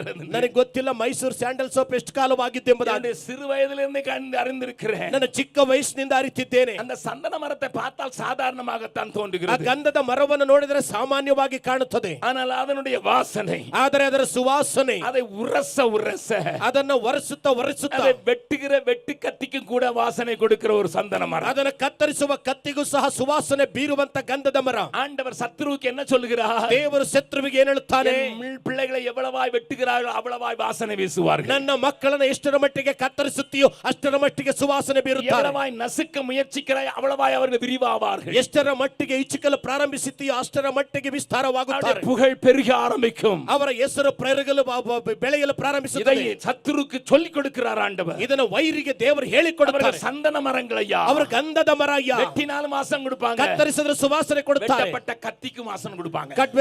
ಕತ್ತರಿಸಿದ ಕತ್ತಿಗೂ ಸುವಾಸನೆ ಕೊಡುತ್ತಾರೆ. வாட்ஸ்அப்ல சிலர் கத்தியை காட்டி வைத்து சொல்கிறார்கள், எல்லாரும் கவனித்துக் கொள்ளுங்கள். ಈಗ ಕೆಲವರು ಕತ್ತಿಯನ್ನು ತೋರಿಸಿ ಹೇಳುತ್ತಾರೆ, ಎಲ್ಲರೂ ಗಮನಿಸಿರಿ, இது உன்னுடைய முதுகிலே குத்தப்படும் என்று சொல்கிறார். ಇದು ನಿನ್ನ ಬೆನ್ನಿಗೆ ಚುಚ್ಚುತ್ತದೆ ಎಂಬುದಾಗಿ ಹೇಳುತ್ತಾರೆ. அந்த வீடியோ பார்த்தேன். ನಾನು ಆ ವಿಡಿಯೋನ ನೋಡಿದೆ. இந்தியாவில் ஒரு ஹிந்தி மனிதன் மத வெறியன் கத்துகிறான். ಉತ್ತರ ಭಾರತದಲ್ಲಿ ಒಂದು ಧರ್ಮ ಪ್ರಚಾರಕನು ಕಿರಿಚುತ್ತಾನೆ. நான் என்னுடைய மனதிலே யோசித்துக் கொண்டேன். ನಾನು ನನ್ನ ಮನಸ್ಸಿನಲ್ಲಿ ಯೋಚಿಸಿದೆ, என்னுடைய ஆண்டவர் என்னை சந்தன மரமாக பார்க்கிறவர். ನನ್ನ ದೇವರನ್ನು ನನ್ನ ಗಂಧದ ಮರವಾಗಿ ಕಾಣುವವರು. நான் முதுகை காட்ட மாட்டேன், என்னுடைய மார்பை காட்டுகிறவன். ನಾನು ಬೆನ್ನನ್ನು ತೋರಿಸುವವನಲ್ಲ, ನನ್ನ ಎದೆಯನ್ನು ತೋರಿಸುವವನು. உனக்கு முதுகுல குத்தி தான் பழக்கம், எங்களுக்கு முதுகுல இல்ல, மார்புல ஏந்தி பழக்கம். ನಿಮಗೆ ಬೆನ್ನಿಗೆ ಚುಚ್ಚಿ ಅಭ್ಯಾಸ, ನಮಗೆ ಎದೆಯಲ್ಲಿ ಎತ್ತಿಕೊಂಡು ಅಭ್ಯಾಸ. நான் இதிலே அதிக கவனம் செலுத்த போகவில்லை, ಇದರಲ್ಲಿ ಹೆಚ್ಚು ಗಮನ ಹರಿಸುವುದಿಲ್ಲ. ஆனால் ஒரு காரியம் சொல்கிறேன். ಆದರೆ ಒಂದು ಕಾರ್ಯ ಹೇಳುತ್ತೇನೆ. ஆனால் அதற்கு முன்ன ஒரு சின்ன சாட்சியை சொல்ல விரும்புகிறேன். ಅದಕ್ಕೆ ಮುಂದೆ ಒಂದು ಚಿಕ್ಕ ಸಾಕ್ಷಿ ಹೇಳಲು நான் ಬಯಸುತ್ತೇನೆ. இருக்கிற பகுதியிலிருந்து 25 கிலோமீட்டர்ல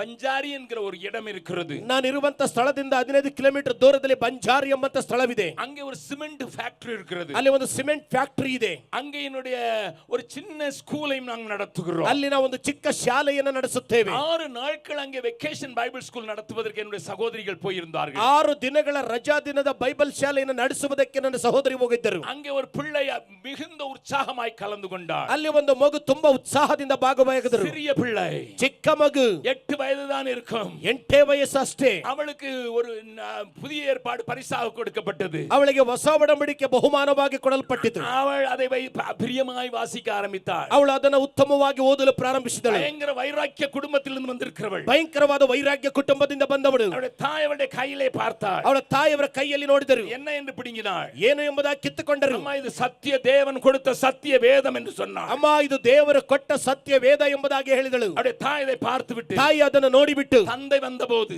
ತಂದೆ ಬಂದಾಗ தந்தையை வைத்து இவளை நன்றாக அடிக்க சொன்னாள். ತಂದೆಯ ಮೂಲಕ ಚೆನ್ನಾಗಿ ಹೊಡೆಯುವಂತ ಹೇಳಿದರು. இதையோ கொண்டு வந்திருக்கிறாள், ಏನೋ ತಂದಿದ್ದಾನೆ, இப்பொழுதே படிக்கிறாள், ಈಗಲೇ ಓದುತ್ತಾಳೆ. 8 வயதிலே இப்படிப்பட்ட காரியம் வந்து விட்டது. 8ನೇ ವಯಸ್ಸಿನಲ್ಲಿ ಇಂಥ ಕಾರ್ಯ ಬಂದಿತ್ತು.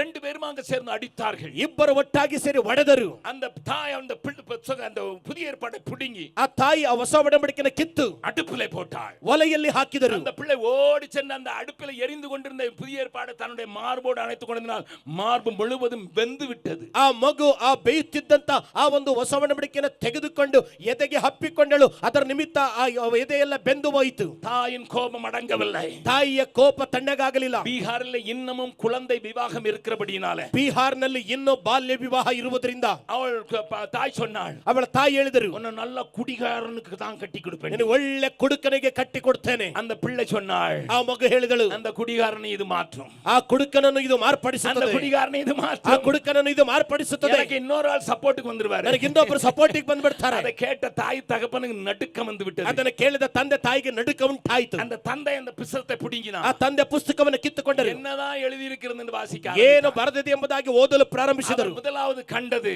ಅದನ್ನು ಮೊದಲನೇದಾಗಿ ನೋಡಿದ್ದು, உங்களை துன்பப்படுத்துகிறவர்களுக்காக ஜெபம் பண்ணுங்க, ನಿಮ್ಮನ್ನು ಹಿಂಸಿಸುವವರಿಗಾಗಿ ಪ್ರಾರ್ಥಿಸಿರಿ. இது யாரப்பா? ಇದು ಯಾರಪ್ಪ? என்ன துன்பப்படுத்துறவங்களுக்கு ஜெபம் பண்ணுமா? ನನ್ನನ್ನು ಹಿಂಸೆ ಮಾಡುವವರಿಗಾಗಿ ಪ್ರಾರ್ಥಿಸಬೇಕಾ? அவரை திருப்பின பக்கத்துல அதுதான் முதலாவது ஒரு கண்களுக்கு ಅವರು தெரிஞ்சது. ತೆರೆದ ಪುಟದಲ್ಲಿ ಮೊದಲಾಗ ಕಣ್ಣಿಗೆ ಅದೇ ಕಂಡಿತು. தன்னுடைய மகளை பார்த்து கேட்டார், ತನ್ನ ಮಗಳನ್ನ ನೋಡಿ ಕೇಳಿದರು, நான் உன்னை அடித்தேன், ನಾನು ನಿನ್ನನ್ನು ಹೊಡೆದೆ, உன் தாய் உன்னை அடித்தாள், ತಾಯಿ ನಿನ್ನನ್ನು ಹೊಡೆದರು, கேவலமாக பேசினாள், ಕೇವಲವಾಗಿ ಮಾತಾಡಿದರು, உங்களுக்கு என்ன செய்ய போகிறார்? ನಮಗೆ ಏನು ಮಾಡ್ತೀಯಾ? அவள் சொன்னால், நான் ஜெபிப்பேன் உங்களுக்காக, ಅವಳು ಹೇಳಿದಳು, ನಿಮಗಾಗಿ ಪ್ರಾರ್ಥಿಸ್ತೇನೆ, என்னுடைய படுக்கையில கண்ணீராலே உங்களுக்காக ஜெபிப்பேன், ಹಾಸಿಗೆಯಲ್ಲಿ ಕಣ್ಣೀರಿನಿಂದ ನಿಮಗಾಗಿ ಪ್ರಾರ್ಥಿಸ್ತೇನೆ. இன்றைக்கு வந்து பார்த்தீங்கன்னா அவளுடைய முழு குடும்பம் ஆண்டவரை பின் சொல்கிற சபையிலே அங்கத்தினர்களாக மாறி இருக்கிறார். ಇಂದು ಬಂದು ನೋಡೋದಾದರೆ ಇಡೀ ಕುಟುಂಬ ಸಭೆಯಲ್ಲಿ ಸದಸ್ಯರಾಗಿ ಮಾರ್ಪಟ್ಟು ಯೇಸುವನ್ನು ಹಿಂಬಾಲಿಸ್ತಾ ಇದ್ದಾರೆ. கிறிஸ்துவத்தையும் கிறிஸ்துவ போதனையும் எதிர்க்கிறவர்களை காது கொடுத்து கேளுங்கள். ಕ್ರೈಸ್ತತ್ವವನ್ನ ಕ್ರೈಸ್ತ ಬೋಧನೆಯನ್ನು ವಿರೋಧಿಸುವವರೇ ಕಿವಿಗೊಟ್ಟು ಕೇಳಿರಿ. வெட்டுகிற ஆயுதத்துக்கும் வாசனை சேர்க்கிறவர்கள் நாங்கள். ನಮ್ಮನ್ನ ಕತ್ತರಿಸುವ ಆಯುಧಕ್ಕೂ ಸುವಾಸನೆಯನ್ನು ಸೇರಿಸುವವರು ನಾವು. துன்பப்படுத்துகிற வாழ்க்கையிலேயே நாங்கள் ஒரு வாசனையை உண்டாக்குகிறோம். ನಮಗೆ ಹಿಂಸೆ ಕೊಡುವವರ ಜೀವಿತದಲ್ಲಿ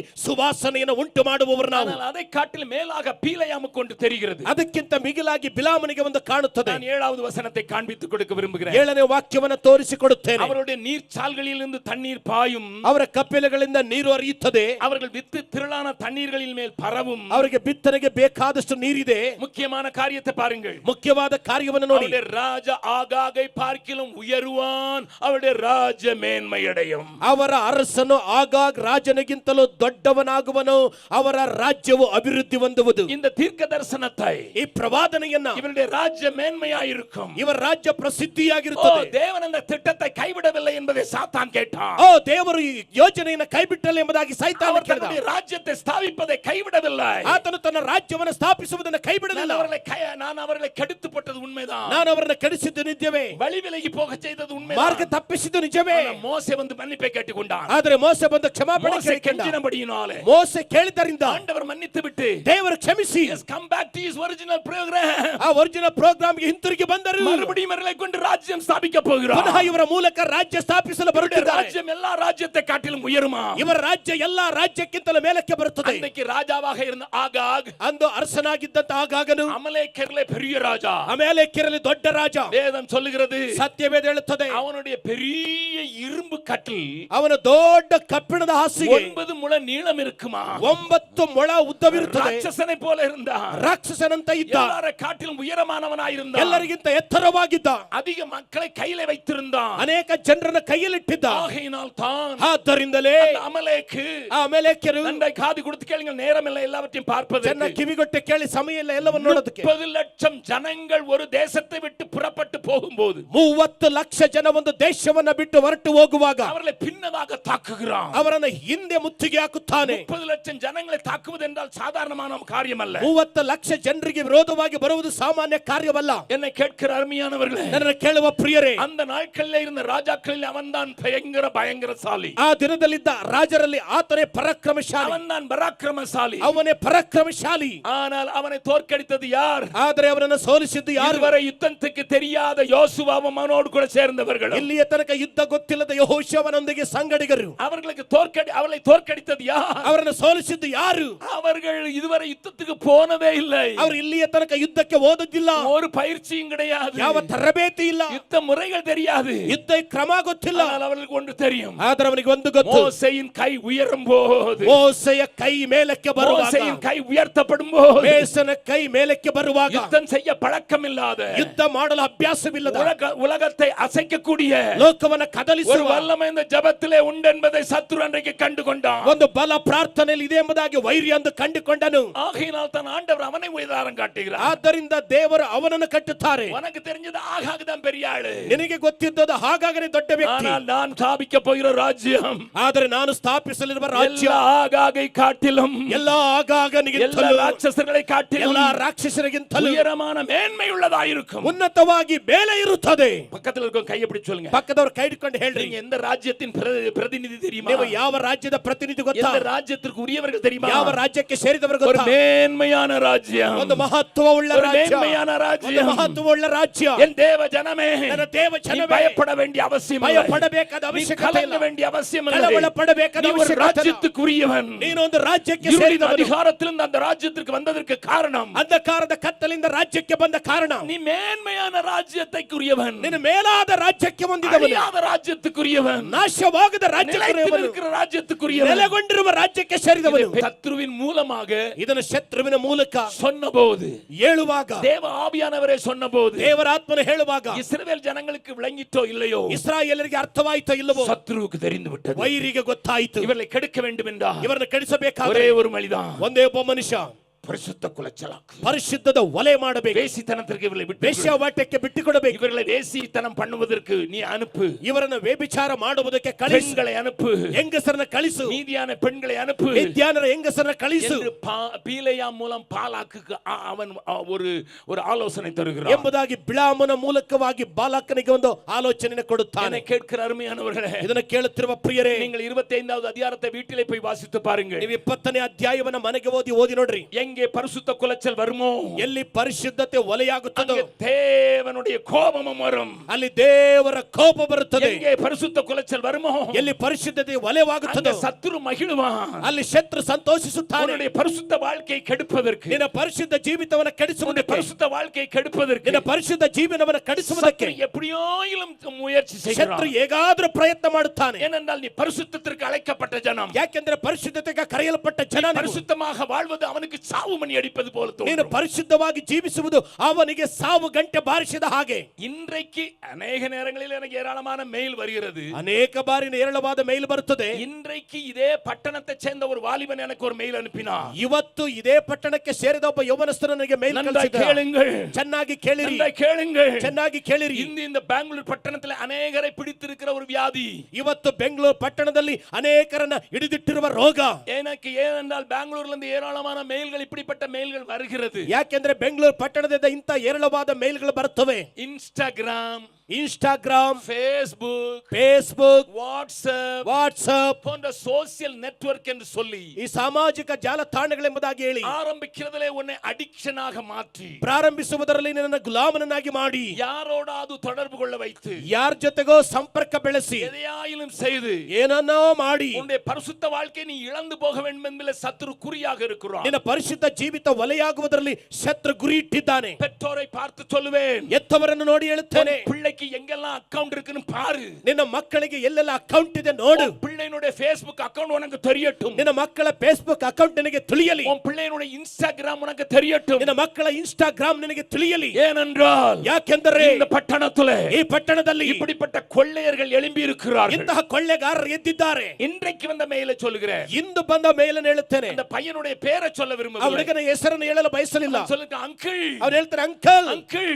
ಅಂಕಲ್, நான் ஒரு தேவனுடைய பிள்ளையாய் வாழ்ந்தேன். வந்தேன். ನಾನೊಬ್ಬ ದೇವ ಮಗುವಾಗಿ ಜೀವಿಸಿದೆ. ஆனால் திடீரென்று ಆದರೆ ದಿಢೀರೆಂದು என்னுடைய இன்ஸ்டாகிராம்ல யாரோ வந்தார்கள். ನನ್ನ ಇನ್ಸ್ಟಾಗ್ರಾಮ್ಗೆ ಯಾರೋ ಬಂದರು. உன்னுடைய நம்பர் எனக்கு கிடைத்தது. ನಿನ್ನ ನಂಬರ್ ನನಗೆ ಸಿಕ್ಕಿತು. உன்னோடு பேச ஆரம்பித்தேன் என்று ನಿನ್ನ ಜೊತೆಗೆ சொன்னாள். ಮಾತನಾಡಲು ಪ್ರಾರಂಭಿಸುತ್ತೇನೆ ಎಂಬುದಾಗಿ ಒಬ್ಬ ಎಂದು ಹೆಣ್ಣು ಹೇಳಿದಳು. எனக்கு அவளுடைய பேச்சிலே நான் கொஞ்சம் மயங்கி விட்டேன். ಅವಳ ಮಾತಿಗೆ ನಾನು ಮರುಳಾದೆ. கொஞ்சம் கொஞ்சமாக மயங்கினேன். ಸ್ವಲ್ಪ ಸ್ವಲ್ಪ ಮರುಳಾದೆ. 10 ನಾட்கள் ಕೂಡ ಆಗவில்லை. 10 ದಿನಗಳು ಆಗಿಲ್ಲ. கவனியுங்கள், within 1 week ಗಮನಿಸಿ, ಒಂದೇ ವಾರ அவளுடைய பேச்சுகளிலே செக்ஸ் தொனிக்க ஆரம்பித்தது. ಅವಳ ಮಾತುಗಳಲ್ಲಿ ಆ ಲೈಂಗಿಕತೆ ಬರಲು ಪ್ರಾರಂಭಿಸಿತು. ஒரு நாள் அவள் சொன்னாள், ಒಂದು ದಿವಸ ಅವಳು ಹೇಳಿದಳು, எனக்கு என்னமோ பண்ணுகிறது, ನನಗೆ ಏನೋ ನಡೀತಾ ಇದೆ, உன்னோடு கூட சந்தோஷமா இருக்க வேண்டும் என்று உடல் வாஞ்சிக்கிறது, ನಿನ್ನೊಂದಿಗೆ ಸಂತೋಷವಾಗಿರಬೇಕೆಂದು ನನ್ನ ದೇಹ ಅಪೇಕ್ಷಿಸುತ್ತಿದೆ. நான் மதிமயங்கி போய்விட்டேன். ನಾನು ಹಾಗೆ ಅಮಲೇರಿದವನಾದೆ. அதை உறுதிப்படுத்தும் வண்ணமாக ಅದನ್ನು ದೃಢಪಡಿಸುವ ಹಾಗೆ அவள் தன்னுடைய நிர்வாண படங்களை அனுப்ப ஆரம்பித்தாள். ಅವಳು ಬೆತ್ತಲೆ ಫೋಟೋಗಳನ್ನು ಕಳಿಸಲು ಪ್ರಾರಂಭಿಸಿದಳು. அந்த நிர்வாண படங்களை பார்த்துவிட்டு அவள் எழுதியிருந்தாள், ಆ ಬೆತ್ತಲೆ ಫೋಟೋಗಳನ್ನು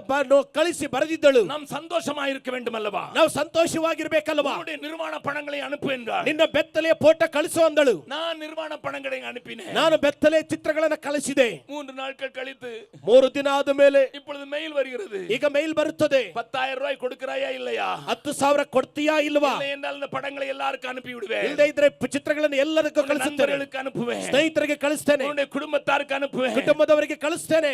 எனக்கு என்ன செய்வது என்று தெரியவில்லை அங்கிள். ನನಗೆ ಏನು ಮಾಡಬೇಕು ಗೊತ್ತಿಲ್ಲ ಅಂಕಲ್. நான் மாட்டிக்கொண்டேன். ನಾನು ಸಿಕ್ಕಿಕೊಂಡೆ. நான் ஒரு தேவ மனிதன். ನಾನೊಬ್ಬ ದೇವ ಮನುಷ್ಯ. நான் தேவ மனிதனாக வாழ்வதற்கு ஒப்பு கொடுத்தவன். ದೇವ ಮನುಷ್ಯನಾಗಿ ಜೀವಿಸಲು ಒಪ್ಪಿಸಿಕೊಟ್ಟವನು. சின்ன காரியம் ಒಂದು ಚಿಕ್ಕ ಕಾರ್ಯ என்னை மாட்டி விட்டது. ನನ್ನನ್ನು ಸಿಕ್ಕಿಸಿಕೊಂಡಿತು. எனக்கு பயமாக இருக்கிறது. ನನಗೆ ಭಯವಾಗಿದೆ. இன்றைக்கு தான் கடைசி நாள். ಇವತ್ತೇ ಕಡೆಯ ದಿನ. என்னுடைய படம் எங்கெல்லாம் போக போகிறதோ தெரியவில்லை. ನನ್ನ ಫೋಟೋ ಎಲ್ಲೆಲ್ಲ ಹೋಗುತ್ತೋ ಗೊತ್ತಿಲ್ಲ. என்னுடைய நிர்வாண படம் யாருக்கெல்லாம் போக போகிறதோ தெரியவில்லை. ನನ್ನ ಬೆತ್ತಲೆ ಚಿತ್ರ ಯಾರಿಗೆ ಹೋಗುತ್ತದೋ ಗೊತ್ತಿಲ್ಲ. காப்பாற்றுங்கள், ನನಗಾಗಿ ಪ್ರಾರ್ಥಿಸಿರಿ, தப்புவீங்கள். ನನಗಾಗಿ ಸೋಲ್ರಿ. மெயிலில் அலறி இருக்கிறான். ಆ ಮೈಲಲ್ಲಿ ಗೋಳಾಡಿದ್ದಾನೆ. என்னை கேட்கிற அருமையான தாய் தகப்பன்மாரே, ಕೇಳುವ ತಂದೆ ತಾಯಿ, என்னை கேட்கிற அருமையான வாலிப சகோதரனே சகோதரி, ಕೇಳುವ ಯೌವನ ಸಹೋದರ ಸಹೋದರಿ, நான் அவனுக்கு என்ன பதில் எழுதினேன் தெரியுமா? ಅವನಿಗೆ ಏನು ಉತ್ತರ ಬರೆದ ಗೊತ್ತಾ? ஒரு பெண் செய்யவில்லை, ஒரு ஆண் செய்கிறான். ಇದನ್ನ ಒಂದು ಹೆಂಗಸು ಮಾಡಿಲ್ಲ, ಗಂಡಸು ಮಾಡುತ್ತಿದ್ದಾನೆ. படங்களை போட்டு ಕೆಲವು ಚಿತ್ರಗಳನ್ನು ಹಾಕಿ உன்னுடைய படத்தை எடுத்து ನಿನ್ನ ಚಿತ್ರವನ್ನು ತೆಗೆದು உன்னை அடிமையாக்கி ನಿನ್ನನ್ನು ಗುಲಾಮನನ್ನಾಗಿ ಮಾಡಿ நிர்வாணமாக்கி ನಿನ್ನನ್ನು ಬೆತ್ತಲೆ ಮಾಡಿ உன்னை பரிசுத்த குலைச்சலாக்கி ಪರಿಶುದ್ಧದಲ್ಲಿ ವಲಯ ಮಾಡಿ கைப்பாவையாக ತನ್ನ ಕೈಗೊಂಬೆಯಾಗಿ உனக்கு அவன் தீமை செய்வதற்கு புறப்பட்டிருக்கிறான். ನಿನಗೆ ಕೇಡು ಬಗೆಯಲು ಹೊರಟಿದ್ದಾನೆ. பெங்களூர்ல இருக்கிற உங்களுக்கு நான் சொல்லி தெரிய வேண்டிய அவசியம் இல்லை. ಬೆಂಗಳೂರಿರುವ ನಿಮಗೆ ಹೇಳಿ ತಿಳಿಯಬೇಕಾದ ಅವಶ್ಯಕತೆ ಇಲ್ಲ. பீகாரின் ஒரு கிராமத்தில் வாழ்கிறவன் நான். ಬಿಹಾರ್ನ ಒಂದು ಹಳ್ಳಿಯಲ್ಲಿ ಜೀವಿಸುವವ ನಾನು. ஆனால் இந்த காரியம் இங்கே நடக்கிறதற்கு காரணம் என்ன? ಆದರೆ ಈ ಕಾರ್ಯದಲ್ಲಿ ನಡೆಯಲು ಕಾರಣವೇನು? உன்னுடைய பிள்ளையினுடைய தகாத இணைப்புகள், ನಿನ್ನ ಮಕ್ಕಳ ಅಕ್ರಮ ಸಂಬಂಧ, சத்துருடைய நோக்கம் என்ன? ವೈರಿಯ ಉದ್ದೇಶವೇನು? நீ பரிசுத்த குலைச்சலாக்கி விட்டால், ಪರಿಶುದ್ಧದಲ್ಲಿ ವಲಯ ಮಾಡಿದರೆ நீ தேவ ராஜ்யத்திலே இடமில்லாமல் போகவிடும் என்று அவன் உன்னை சிதைக்கிறான். ದೇವರ ರಾಜ್ಯದಲ್ಲಿ ನಿನಗೆ ಸ್ಥಳ ಇಲ್ಲ ಅನ್ನುವುದನ್ನು ಅವನು ತಿಳಿದಿದ್ದಾನೆ. தேவ ராஜ்யத்தை ஸ்தாபிப்பதற்கு, ಈ ದೇವರ ರಾಜ್ಯವನ್ನು ಸ್ಥಾಪಿಸುವುದಕ್ಕೆ சத்துரு விடாதபடிக்கு, ವೈರಿ ಬಿಡದ ಹಾಗೆ, மறுபடியும் சொல்லுகிறேன், ಪುನಃ ಹೇಳುತ್ತೇನೆ, பரிசுத்த குலைச்சலை சபைக்குள்ளே கொண்டு வருகிறான். ಪರಿಶುದ್ಧದ ವಲಯನ ಸಭೆಗೆ ತರುತ್ತಾನೆ. பரிசுத்த குலைச்சலை பரிசுத்தவான்கள் மத்தியிலே கொண்டு வருகிறான். ಪರಿಶುದ್ಧದ ವಲಯನ ಪರಿಶುದ್ಧ ಜನರ ಮಧ್ಯೆ ತರುತ್ತಾನೆ. பரிசுத்த குலைச்சலை பரிசுத்த கூட்டத்தின் நடுவிலே கொண்டு வருகிறான். ಪರಿಶುದ್ಧದ ವಲಯನ ಪರಿಶುದ್ಧದ ಗುಂಪಿನ ಮಧ್ಯದಲ್ಲಿ ತರುತ್ತಾನೆ. ஜாக்கிரதை, ಜಾಗ್ರತೆ, ஜாக்கிரதையா இருங்கள், ಜಾಗ್ರತೆಯಾಗಿರ್ರಿ, ஜாக்கிரதையா இருங்கள். ಜಾಗ್ರತೆಯಾಗಿರ್ರಿ. நாள் நெருங்கி வர வர ದಿನ ಹತ್ತಿರವಾಗುತ್ತಾ நீங்கள் எவ்வளவு பரிசுத்தமாய் இருக்க வேண்டும் என்று பேதுரு கதறுகிறார். ಎಷ್ಟರ ಮಟ್ಟಿಗೆ ಪರಿಶುದ್ಧವಾಗಿರಬೇಕೆಂಬುದ ಪೇತ್ರನು ಕಿರ್ಚುತ್ತಾನೆ. நடக்கையிலே பரிசுத்தம், ನಡತೆಯಲ್ಲಿ ಪರಿಶುದ್ಧತೆ, உங்களுடைய வார்த்தையிலே பரிசுத்தம், ಜೀವನದಲ್ಲಿ ಪರಿಶುದ್ಧತೆ, உங்களுடைய சோசியல் சாட்லையும் பரிசுத்தம். ನಿನ್ನ ಸೋಷಿಯಲ್ ಚಾಟ್ ಅಲ್ಲಿ ಪರಿಶುದ್ಧತೆ. சம்பி மாட்டிக்கொள்ளாதே, ತಮ್ಮ ಸಿಕ್ಕಿಕೊಳ್ಳಬೇಡ, தங்கச்சி மாட்டிக்கொள்ளாதே. ತಂಗಿ ಸಿಕ್ಕಿಕೊಳ್ಳಬೇಡ. என்னுடைய ஒரு நண்பர் இப்படி பேசி இருக்கிறார். ಒಬ್ಬ ಸ್ನೇಹಿತ ಈ ರೀತಿ ಹೇಳಿದ್ದಾನೆ. உன் பேஸ்புக்ல உன் போட்டோ பார்த்து எவனாவது கூல் கூட்டுன்னு எழுதுனா அடி. ಫೇಸ್ಬುಕ್ ಅಲ್ಲಿ ಯಾರು ನೋಡಿ ಅದು ಇದು ಬರೆದ್ರೆ ನಿನಗೆ ಹೇಟು. இது உன்னை பற்றி அவன் சொல்லக்கூடாது. ನಿನ್ನ ಬಗ್ಗೆ ಇದನ್ನು ಹೇಳಬಾರದು. அது வேசிக்குரிய பாஷை. ಅದು ವೇಶ್ಯವಾಟಿಗಿರುವ ಭಾಷೆ. அருமை தாய் தகப்பனே, ತಮ್ಮ ತಂದೆ ತಾಯಿ, உன் பிள்ளையின் மேல கவனம் வைத்தாயோ? ಮಗುವಿನ ಮೇಲೆ ಗಮನ ಇಟ್ಟಿದ್ದೀಯಾ? பிள்ளையின் மேல கவனம் வைத்தாயோ? ಮಗುವಿನ ಮೇಲೆ ಗಮನ ಇಟ್ಟಿದ್ದೀಯಾ? பரிசுத்த குலைச்சலாக்கினார் ಪರಿಶುದ್ಧದ ವಲಯ ಮಾಡಿದರೆ வீட்டை அழித்து விட முடியும். ನಿನ್ನ ವಲಯ ಮಾಡಲು உன் ಸಾಧ್ಯ. குலத்தை அழித்து விட முடியும். ನಿನ್ನ ಕುಲ ಮಾಡಲು ನಾಶ ಮಾಡಲು சபையை ಸಾಧ್ಯ. அழித்து விட முடியும். ಸಭೆಯನ್ನು ನಾಶ ಮಾಡಲು அது ಸಾಧ್ಯ. சத்துரு அறிந்திருக்கிறான். ಅದು ಶತ್ರು ತಿಳಿದಿದ್ದಾನೆ. ஏனென்றால் ஆண்டவர் சொன்னார், ಯಾಕೆಂದರೆ ಆದರೆ ದೇವರು ಹೇಳಿದರು, இந்த ராஜ்யம், ಈ ರಾಜ್ಯ, இந்த தேவ ராஜ்யம், ಈ ದೇವರ ರಾಜ್ಯ மேன்மையானதாயிருக்கும், ಮಹತ್ವವುಳ್ಳದ್ದಾಗಿರುತ್ತದೆ, மேன்மையானதாயிருக்கும். ಮಹತ್ವವುಳ್ಳದ್ದಾಗಿರುತ್ತದೆ. பூமியின் அனைத்து ராஜ்யங்களை காட்டிலும் மேன்மையுள்ளதான ஒரு ராஜ்யத்தை ஸ்தாபிக்கிறதற்கு ಭೂಮಿಯ ಎಲ್ಲಾ ರಾಜ್ಯಕ್ಕಿಂತ ಮಹತ್ವವಾದ ರಾಜ್ಯವನ್ನು ಸ್ಥಾಪಿಸಲು தேவன் விரும்புகிறார் என்பதை தேவனே வெளிப்படுத்துகிறார். ದೇವರು ಬಯಸುತ್ತಾರೆ ಅನ್ನುವುದನ್ನು ದೇವರೇ ಪ್ರಕಟಿಸುತ್ತಾರೆ. ஆனால் நடந்தது என்ன? ಆದ್ರೆ ಆದದ್ದೇನು? அவன் சத்துரு கொஞ்ச நேரம் வெற்றி பெற்றது போல தோன்றிற்று. ಅವನು ವೈರಿ ಸ್ವಲ್ಪ ಹೊತ್ತು ಜಯ ಹೊಂದಿದಂತೆ ಕಾಣಿಸಿತು. மூப்பர்களுக்கு தெரியவில்லை, ಹಿರಿಯರಿಗೆ ಗೊತ್ತಾಗಲಿಲ್ಲ, மோசே அறியவில்லை, ಮೋಸೆ ತಿಳಿಯಲಿಲ್ಲ. கொஞ்ச நேரம் அழுகிறார்கள், ಸ್ವಲ್ಪ ಹೊತ್ತು ಅಳುತ್ತಾರೆ. மோசேக்கு கோபம் பற்றி எரிகிறது, ಮೋಸೆಗೆ ಕೋಪ ಹತ್ತಿ ಉರಿಯುತ್ತದೆ. மீதியானியரோடு கூட கலந்து விட்டார்களே, ಮಿದ್ಯಾನರೊಂದಿಗೆ ಸೇರಿ ಬಿಟ್ಟರಲ್ಲ. ஆகையால் நியாயாதிபதிகளை பார்த்து ಆದ್ದರಿಂದ ನ್ಯಾಯಸ್ಥಾಪಕರನ್ನು ನೋಡಿ மோசே சொல்லுகிறான், ಮೋಸೆ ಹೇಳುತ್ತಾನೆ, இந்த துரோகம் செய்கிறவர்களை வெட்டுங்கள், ಈ ದ್ರೋಹ ಮಾಡಿದವರನ್ನ ಕತ್ತರಿಸಿ கொல்லுங்கள். ಕೊಲ್ಲಿರಿ. ஆனால் எப்படி கொல்லுவார்கள்? ಹೇಗೆ ಕೊಲ್ಲುತ್ತಾರೆ? 24,000 பேர் இருக்கிறார்கள், 24,000 ಜನ ಇದ್ದಾರೆ. எல்லாரும் இப்படி கெட்டு போனார்களே, ಎಲ್ಲರೂ ಕೆಟ್ಟು ಹೋದ್ರಲ್ಲ. என் பிள்ளை கெட்டு இருக்கிறது, ನನ್ನ ಮಗು ಕೆಟ್ಟು ಹೋಗಿದೆ, என் சகோதரன் கெட்டு இருக்கிறார், ಸಹೋದರ ಕೆಟ್ಟು ಹೋಗಿದ್ದಾನೆ, நான் எப்படி கொல்லுவேன் என்று தயங்கி நின்று அழுகிறார்கள். ಹೇಗೆ ಕೊಲ್ಲಲೆಂಬುದಾಗಿ ಅಳುತ್ತಿದ್ದಾರೆ. தேவ கோபம் பற்றி எரிந்து கொண்டிருக்கிறது. ದೇವರ ಕೋಪ ಹತ್ತಿ ಉರಿಯುತ್ತಿದೆ. பரிசுத்த குலச்சலை பார்க்க கூடாத சொத்த கண்ணர் அல்லவா, ಪರಿಶುದ್ಧದ ಒಲೆಯನ್ನು ನೋಡಲು ಆಗದ ಶುದ್ಧ ಕಣ್ಣುಳ್ಳವನು. எண்ணாகமம் 25வது அதிகாரத்திலே ಆದ್ದರಿಂದ ಅರಣ್ಯಕಾಂಡ 25ನೇ அங்கே ಅಧ್ಯಾಯದಲ್ಲಿ இருக்கிற ஒரு பினகாசை தேவன் எழுப்புகிறார். ಅಲ್ಲಿ ಒಬ್ಬ ಪಿನೆಹಾಸನನ್ನ ದೇವರು ಎಬ್ಬಿಸುತ್ತಾರೆ. அவனை மோசே போ என்று சொல்லவில்லை, ಅವನನ್ನು ಮೋಸೆ ಹೋಗು ಅನ್ನಲಿಲ್ಲ. அவன் வாலிபன் தான், ಅವನು ಯೌವನಸ್ಥನೇ. அவனுக்குள்ள ஒரு டிஸ்டர்பன்ஸ், ಅವನಿಗೆ ಡಿಸ್ಟರ್ಬೆನ್ಸ್. அவன் சீயிங் ಅವನು ನೋಡುವಾಗ unholy thing, ಅವನ ಪರಿಶುದ್ಧತೆ ಇಲ್ಲದವನು, அவனுக்குள்ள டிஸ்டர்பன்ஸ். ಅವನಲ್ಲಿ ಡಿಸ್ಟರ್ಬೆನ್ಸ್ ಇದೆ. என்ன கேட்கிற அருமையானவர்களே, ಕೇಳುವ ಪ್ರಿಯರೇ, உங்களுக்கு ஒருவேளை வாட்ஸ்அப்ல இந்த செய்தி வந்திருக்கலாம், ನಿಮಗೆ ಒಂದು ವೇಳೆ ವಾಟ್ಸ್ಆಪ್ ಅಲ್ಲಿ ಸಂದೇಶ ಬಂದಿರಬಹುದು. வராதவர்களுக்காக நான் ஒரு செய்தியை சொல்ல விரும்புகிறேன். ಬರದೇ ಇರುವವರಿಗಾಗಿ ಸುದ್ದಿ ಹೇಳಲು ಬಯಸುತ್ತೇನೆ. போன வருடத்திலே, ಕಳೆದ ವರ್ಷದಲ್ಲಿ, போன வாரத்திலே ಕಳೆದ ವಾರದಲ್ಲಿ இந்தோனேஷியாவிலே ஒரு பெரிய சுனாமி வந்தது. ಇಂಡೋನೇಷ್ಯಾದಲ್ಲಿ ದೊಡ್ಡ ಸುನಾಮಿ ಬಂದಿತು. போன வாரம் என்று சொல்ல முடியாது, இந்த வாரத்தினுடைய முதலிலே என்று சொல்ல வேண்டும். ಈ ವಾರದ ಮೊದಲು ಎಂಬುದಾಗಿ ಹೇಳಬಹುದು. நீங்கள் அறிந்திருக்க வேண்டிய அவசியம் உண்டு. ನೀವು ತಿಳಿದಿರಬೇಕಾದ ಅವಶ್ಯಕತೆ ಇದೆ. கிட்டத்தட்ட 3000 பேர் இறந்து போனார்கள் என்பது செய்தி. ಹೆಚ್ಚು ಕಡಿಮೆ 3,000 ಮಂದಿ ಸತ್ತು ಹೋದರು. ஒரு சிலர் சொல்கிறார்கள் அதை காட்டிலும் ஏராளமாக இருப்பார்கள் என்று. ಕೆಲವರು ಹೇಳುತ್ತಾರೆ ಅದಕ್ಕಿಂತ ಹೆಚ್ಚಿನವರು ಇದ್ದಿರುತ್ತಾರೆ ಎಂಬುದಾಗಿ. சுனாமினுடைய சில வீடியோ கிளிப்பிங் நான் பார்க்க நேரிட்டது. ಆ ಸುನಾಮಿಯ ಕೆಲವು ವಿಡಿಯೋ ಕ್ಲಿಪ್ ಅನ್ನು ನೋಡಲು ಆಯಿತು. நான் அலறினேன், ನಾನು ಕಿರುಚಿದೆ. ஆண்டவரೇ, சுனாமி என்கிற ஒரு வார்த்தை எங்களுக்கு தெரியாத ஒரு வார்த்தையாக இருந்தது. ದೇವರೇ, ಸುನಾಮಿ ಎಂಬ ಪದ ತಿಳಿಯದ ಪದವಾಗಿತ್ತು. ஆனால் இன்றைக்கு சுனாமி என்பது எல்லாருக்கும் பழக்கப்பட்ட வார்த்தையாய் மாறிவிட்டது. ಇವತ್ತು ಸುನಾಮಿ ಅನ್ನುವುದು ಎಲ್ಲರಿಗೂ ಅಭ್ಯಾಸವಾದ ವಾಕ್ಯವಾಗಿತ್ತು. இந்த இயற்கை நீர் ಅಸைக்கிறீரே, ಈ ಪ್ರಕೃತಿಯನ್ನು ಅಲುಗಾಡಿಸುತ್ತೀರಲ್ಲ, பூமியை நீர் ಅಸைக்கிறீரே, ಈ ಭೂಮಿಯನ್ನು ಅಲುಗಾಡಿಸುತ್ತೀರಲ್ಲ. நான் என்னுடைய அறையில அலறினேன், ನನ್ನ ಕೋಣೆಯಲ್ಲಿ ನಾನು ಗೋಳಾಡಿದೆ. சந்தோஷமிக்க செய்தியை நான் இதிலே வாசிக்கும்படியாக நேரிட்டது. ಆದರೆ ಸಂತೋಷದಿಂದ ಸುದ್ದಿ ಓದಲು ಪ್ರಾರಂಭವಾಯಿತು. பாலு என்கிற ஒரு ஏரோட்ராம் அங்கே இருக்கிறது. ಬಾಲು ಎಂಬಂತ ಒಂದು ಏರೋಡ್ರಾಮ್ ಅಲ್ಲಿ ಇದೆ. அது அந்த இந்தோனேஷியாவில் இருக்கிறது. ಅದು ಇಂಡೋನೇಷ್ಯಾದಲ್ಲಿದೆ. அந்த விமானத்திற்குரிய விமான ஓட்டுநர், ಆ ವಿಮಾನವನ್ನ ಓಡಿಸುತ್ತಿದ್ದವರು, அந்த பைலட், ಆ ಪೈಲಟ್ வீட்டிலிருந்து புறப்படும் முன்னதாக ஜெபித்திருக்கிறார். ಮನೆಯಿಂದ ಹೊರಡುವಾಗ ಪ್ರಾರ್ಥಿಸಿದ್ದಾನೆ. அவருக்குள்ள ஒரு பெரிய கலக்கம், ಅವರ ಒಳಗಡೆ ಒಂದು ದೊಡ್ಡ ಕಳವಳ, இனம் தெரியாத ஒரு கலக்கம், ಗೊತ್ತಿಲ್ಲದ ಒಂದು ಕಳವಳ, ஏதோ நடக்க போகிறது என்பது போல அவர் உணர்கிறார். ಏನೋ ನಡೆಯುತ್ತದೆ ಎಂಬುದಾಗಿ ಅವರು ಭಾವಿಸುತ್ತಿದ್ದಾರೆ. எல்லாம் சரியாக இருக்கிறது. ಆದರೆ ಎಲ್ಲ ಸರಿಯಾಗಿದೆ. தன்னுடைய வண்டியை ஓட்டிக்கொண்டு பாலு என்கிற அந்த ஏர்போர்ட்டுக்கு போகிறார். ತನ್ನ ವಾಹನವನ್ನು ಓಡಿಸುತ್ತಾ ಬಾಲು ಎಂಬಂತ ಏರ್ಪೋರ್ಟ್ಗೆ ಹೋಗುತ್ತಾನೆ. சாதாரணமாக கர்த்தரை துதிக்கும் பாடல்கள் தான் அவருடைய வாயிலே முணுமுணுக்கப்படும். ಸಾಧಾರಣವಾಗಿ ದೇವರನ್ನು ಸ್ತುತಿಸುವಂತ ಹಾಡು ಆತನ ಬಾಯಲ್ಲಿ ಬರುತ್ತಾ ಇದೆ. ஆனால் இன்றைக்கு சத்தமாக பாட ஆரம்பிக்கிறார். ಆದರೆ ಇವತ್ತು ಜೋರಾಗಿ ಹಾಡಲು ಪ್ರಾರಂಭಿಸುತ್ತಾನೆ.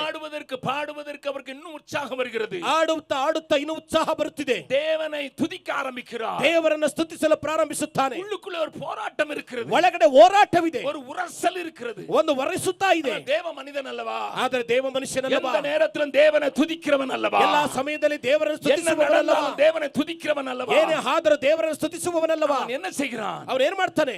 அவன் துதிக்க ಅವನು ಸ್ತುತಿಸುತ್ತಾ ஏர்போர்ட்டுக்கு போகிறான். ಏರ್ಪೋರ್ಟ್ಗೆ ಹೋಗ್ತಾನೆ. அங்கே இருந்து அந்த அவருடைய கோ பைலட் ஒரு முஸ்லிம். ಅಲ್ಲಿ ಇದ್ದಂತ ಕೋ ಪೈಲಟ್ ಒಬ್ಬ ಮುಸ್ಲಿಂ. இந்த பைலட்டுடைய பேர் மஃபல்லா. ಈ ಪೈಲಟ್ ಹೆಸರು ಮಫೆಲ್ಲಾ. என்னை கேளுங்கள் அருமையானவர்களே, ಇದನ್ನ ಕೇಳಿರಿ ಪ್ರಿಯರೇ. இந்த வாரத்துல நடந்த காரியத்தை சொல்லுகிறேன். ಈ ವಾರದಲ್ಲಿ ನಡೆದ ಕಾರ್ಯವನ್ನು ಹೇಳ್ತಾರೆ. தேவ மனிதர்கள் எல்லாரும் இப்படி மாற வேண்டும் என்கிற ஆதங்கத்துல சொல்லுகிறேன். ದೇವ ಮನುಷ್ಯರೆಲ್ಲ ರೀತಿ ಆಗಬೇಕೆಂಬ ಆತಂಕದಿಂದ ಹೇಳುತ್ತೇನೆ. ஒரு உறுத்துதல் உண்டாக வேண்டும். ನಿಮ್ಮ ಒಳಗಡೆ ಪ್ರೇರೇಪಣೆ ಬರಬೇಕು. ஒரு காரியம் உண்டாக வேண்டும். ನಿನ್ನಲ್ಲಿ ಒಂದು ಕಾರ್ಯ ಉಂಟಾಗಬೇಕು. என்ன நடந்தது? ಏನಾಯಿತು? அவர் ಪ್ಲೇನ್ இறக்கி விட்டு ಅವರ ಪ್ಲೇನ್ ಅನ್ನು ಇರಿಸಿ அந்த பாலு என்கிற அந்த ஏரோட்ராம்ல இறங்குவதற்கு முன்னதாக ಆ ಬಾಲು ಎಂಬಂತ ಏರೋಡ್ರಾಮ್ ಅಲ್ಲಿ ಇಳಿಸುವುದಕ್ಕಿಂತ ಮುಂಚೆ ஒரு பயங்கர காற்று இருந்ததினாலே ಒಂದು ಭಯಂಕರ ಗಾಳಿ ಇದ್ದಿದ್ರಿಂದ அந்த பாலு என்கிற அந்த ஏர்போர்ட் ரெண்டு மலைகளுக்கு நடுவில் ಆ இருக்கிறபடினால ಪಾಲು ಎಂಬಂತ ಏರ್ಪೋರ್ಟ್ ಎರಡು ಬೆಟ್ಟದ ಮಧ್ಯದಲ್ಲಿರುವುದರಿಂದ அத மரண இருளின் பள்ளத்தாக்கு என்று மற்றவர்கள் அழைப்பார்கள். ಅದು ಕಾರ್ಗತ್ತಲೆಯ ಕಣಿವೆ ಎಂಬುದಾಗಿ ಬೇರೆಯವರು ಕರೆಯುತ್ತಾರೆ. இவர் வார்த்தையை சொல்ல ஆரம்பிக்கிறார். ಇವರ ಮಾತನ್ನು ಹೇಳಲು மரண ಪ್ರಾರಂಭಿಸುತ್ತಾರೆ. இருளின் பள்ளத்தாக்கிலே நடந்தாலும் ಕಾರ್ಗತ್ತಲೆಯ ಕಣಿವೆಯಲ್ಲಿ ನಡೆದರು பொல்லாப்புக்கு நான் பயப்படே, ಕೇಡಿಗೆ ಎದುರೇನು, தேவரீர் என்னோடு கூட இருக்கிறீர். ದೇವರೇ ನನ್ನ ಸಂಗಡ ಇದ್ದಿ. அப்படி இறங்கின உடனே ಆ ರೀತಿ ಇಳಿದ ತಕ್ಷಣ அவர்கள் மறுபடியும் ஜகார்த்தா போக வேண்டும். ಅವರು ಪುನಃ ಕಾರ್ಪೆಟ್ ಹಾಕ್ಬೇಕು. அங்கே நிற்கிற நேரம் அதிகமான நேரம், ಅಲ್ಲಿ ನಿಂತ ಸ್ಥಳ ಹೆಚ್ಚು ಸಮಯ. அந்த பைலட் மஃபல்ல என்ன சொல்கிறார்? ಆ ಪೈಲಟ್ ಮಪ್ಪಲ ಏನ್ ಹೇಳ್ತಾನೆ? தன்னுடைய க்ரூ மெம்பரை பார்த்து, ತನ್ನ ಗ್ರೂಪ್ ಮೆಂಬರ್ ಅನ್ನು ನೋಡಿ, நீங்கள் எவ்வளவு சீக்கிரம் உள்ளே வர முடியுமோ அவ்வளவு சீக்கிரம் வந்து விடுங்கள். ಎಷ್ಟು ಬೇಗ ಒಳಗಡೆ ಬರ್ಲಿಕ್ಕೆ ಸಾಧ್ಯ ಅಷ್ಟು ಬೇಗ ಬಂದು ಬಿಡ್ರಿ.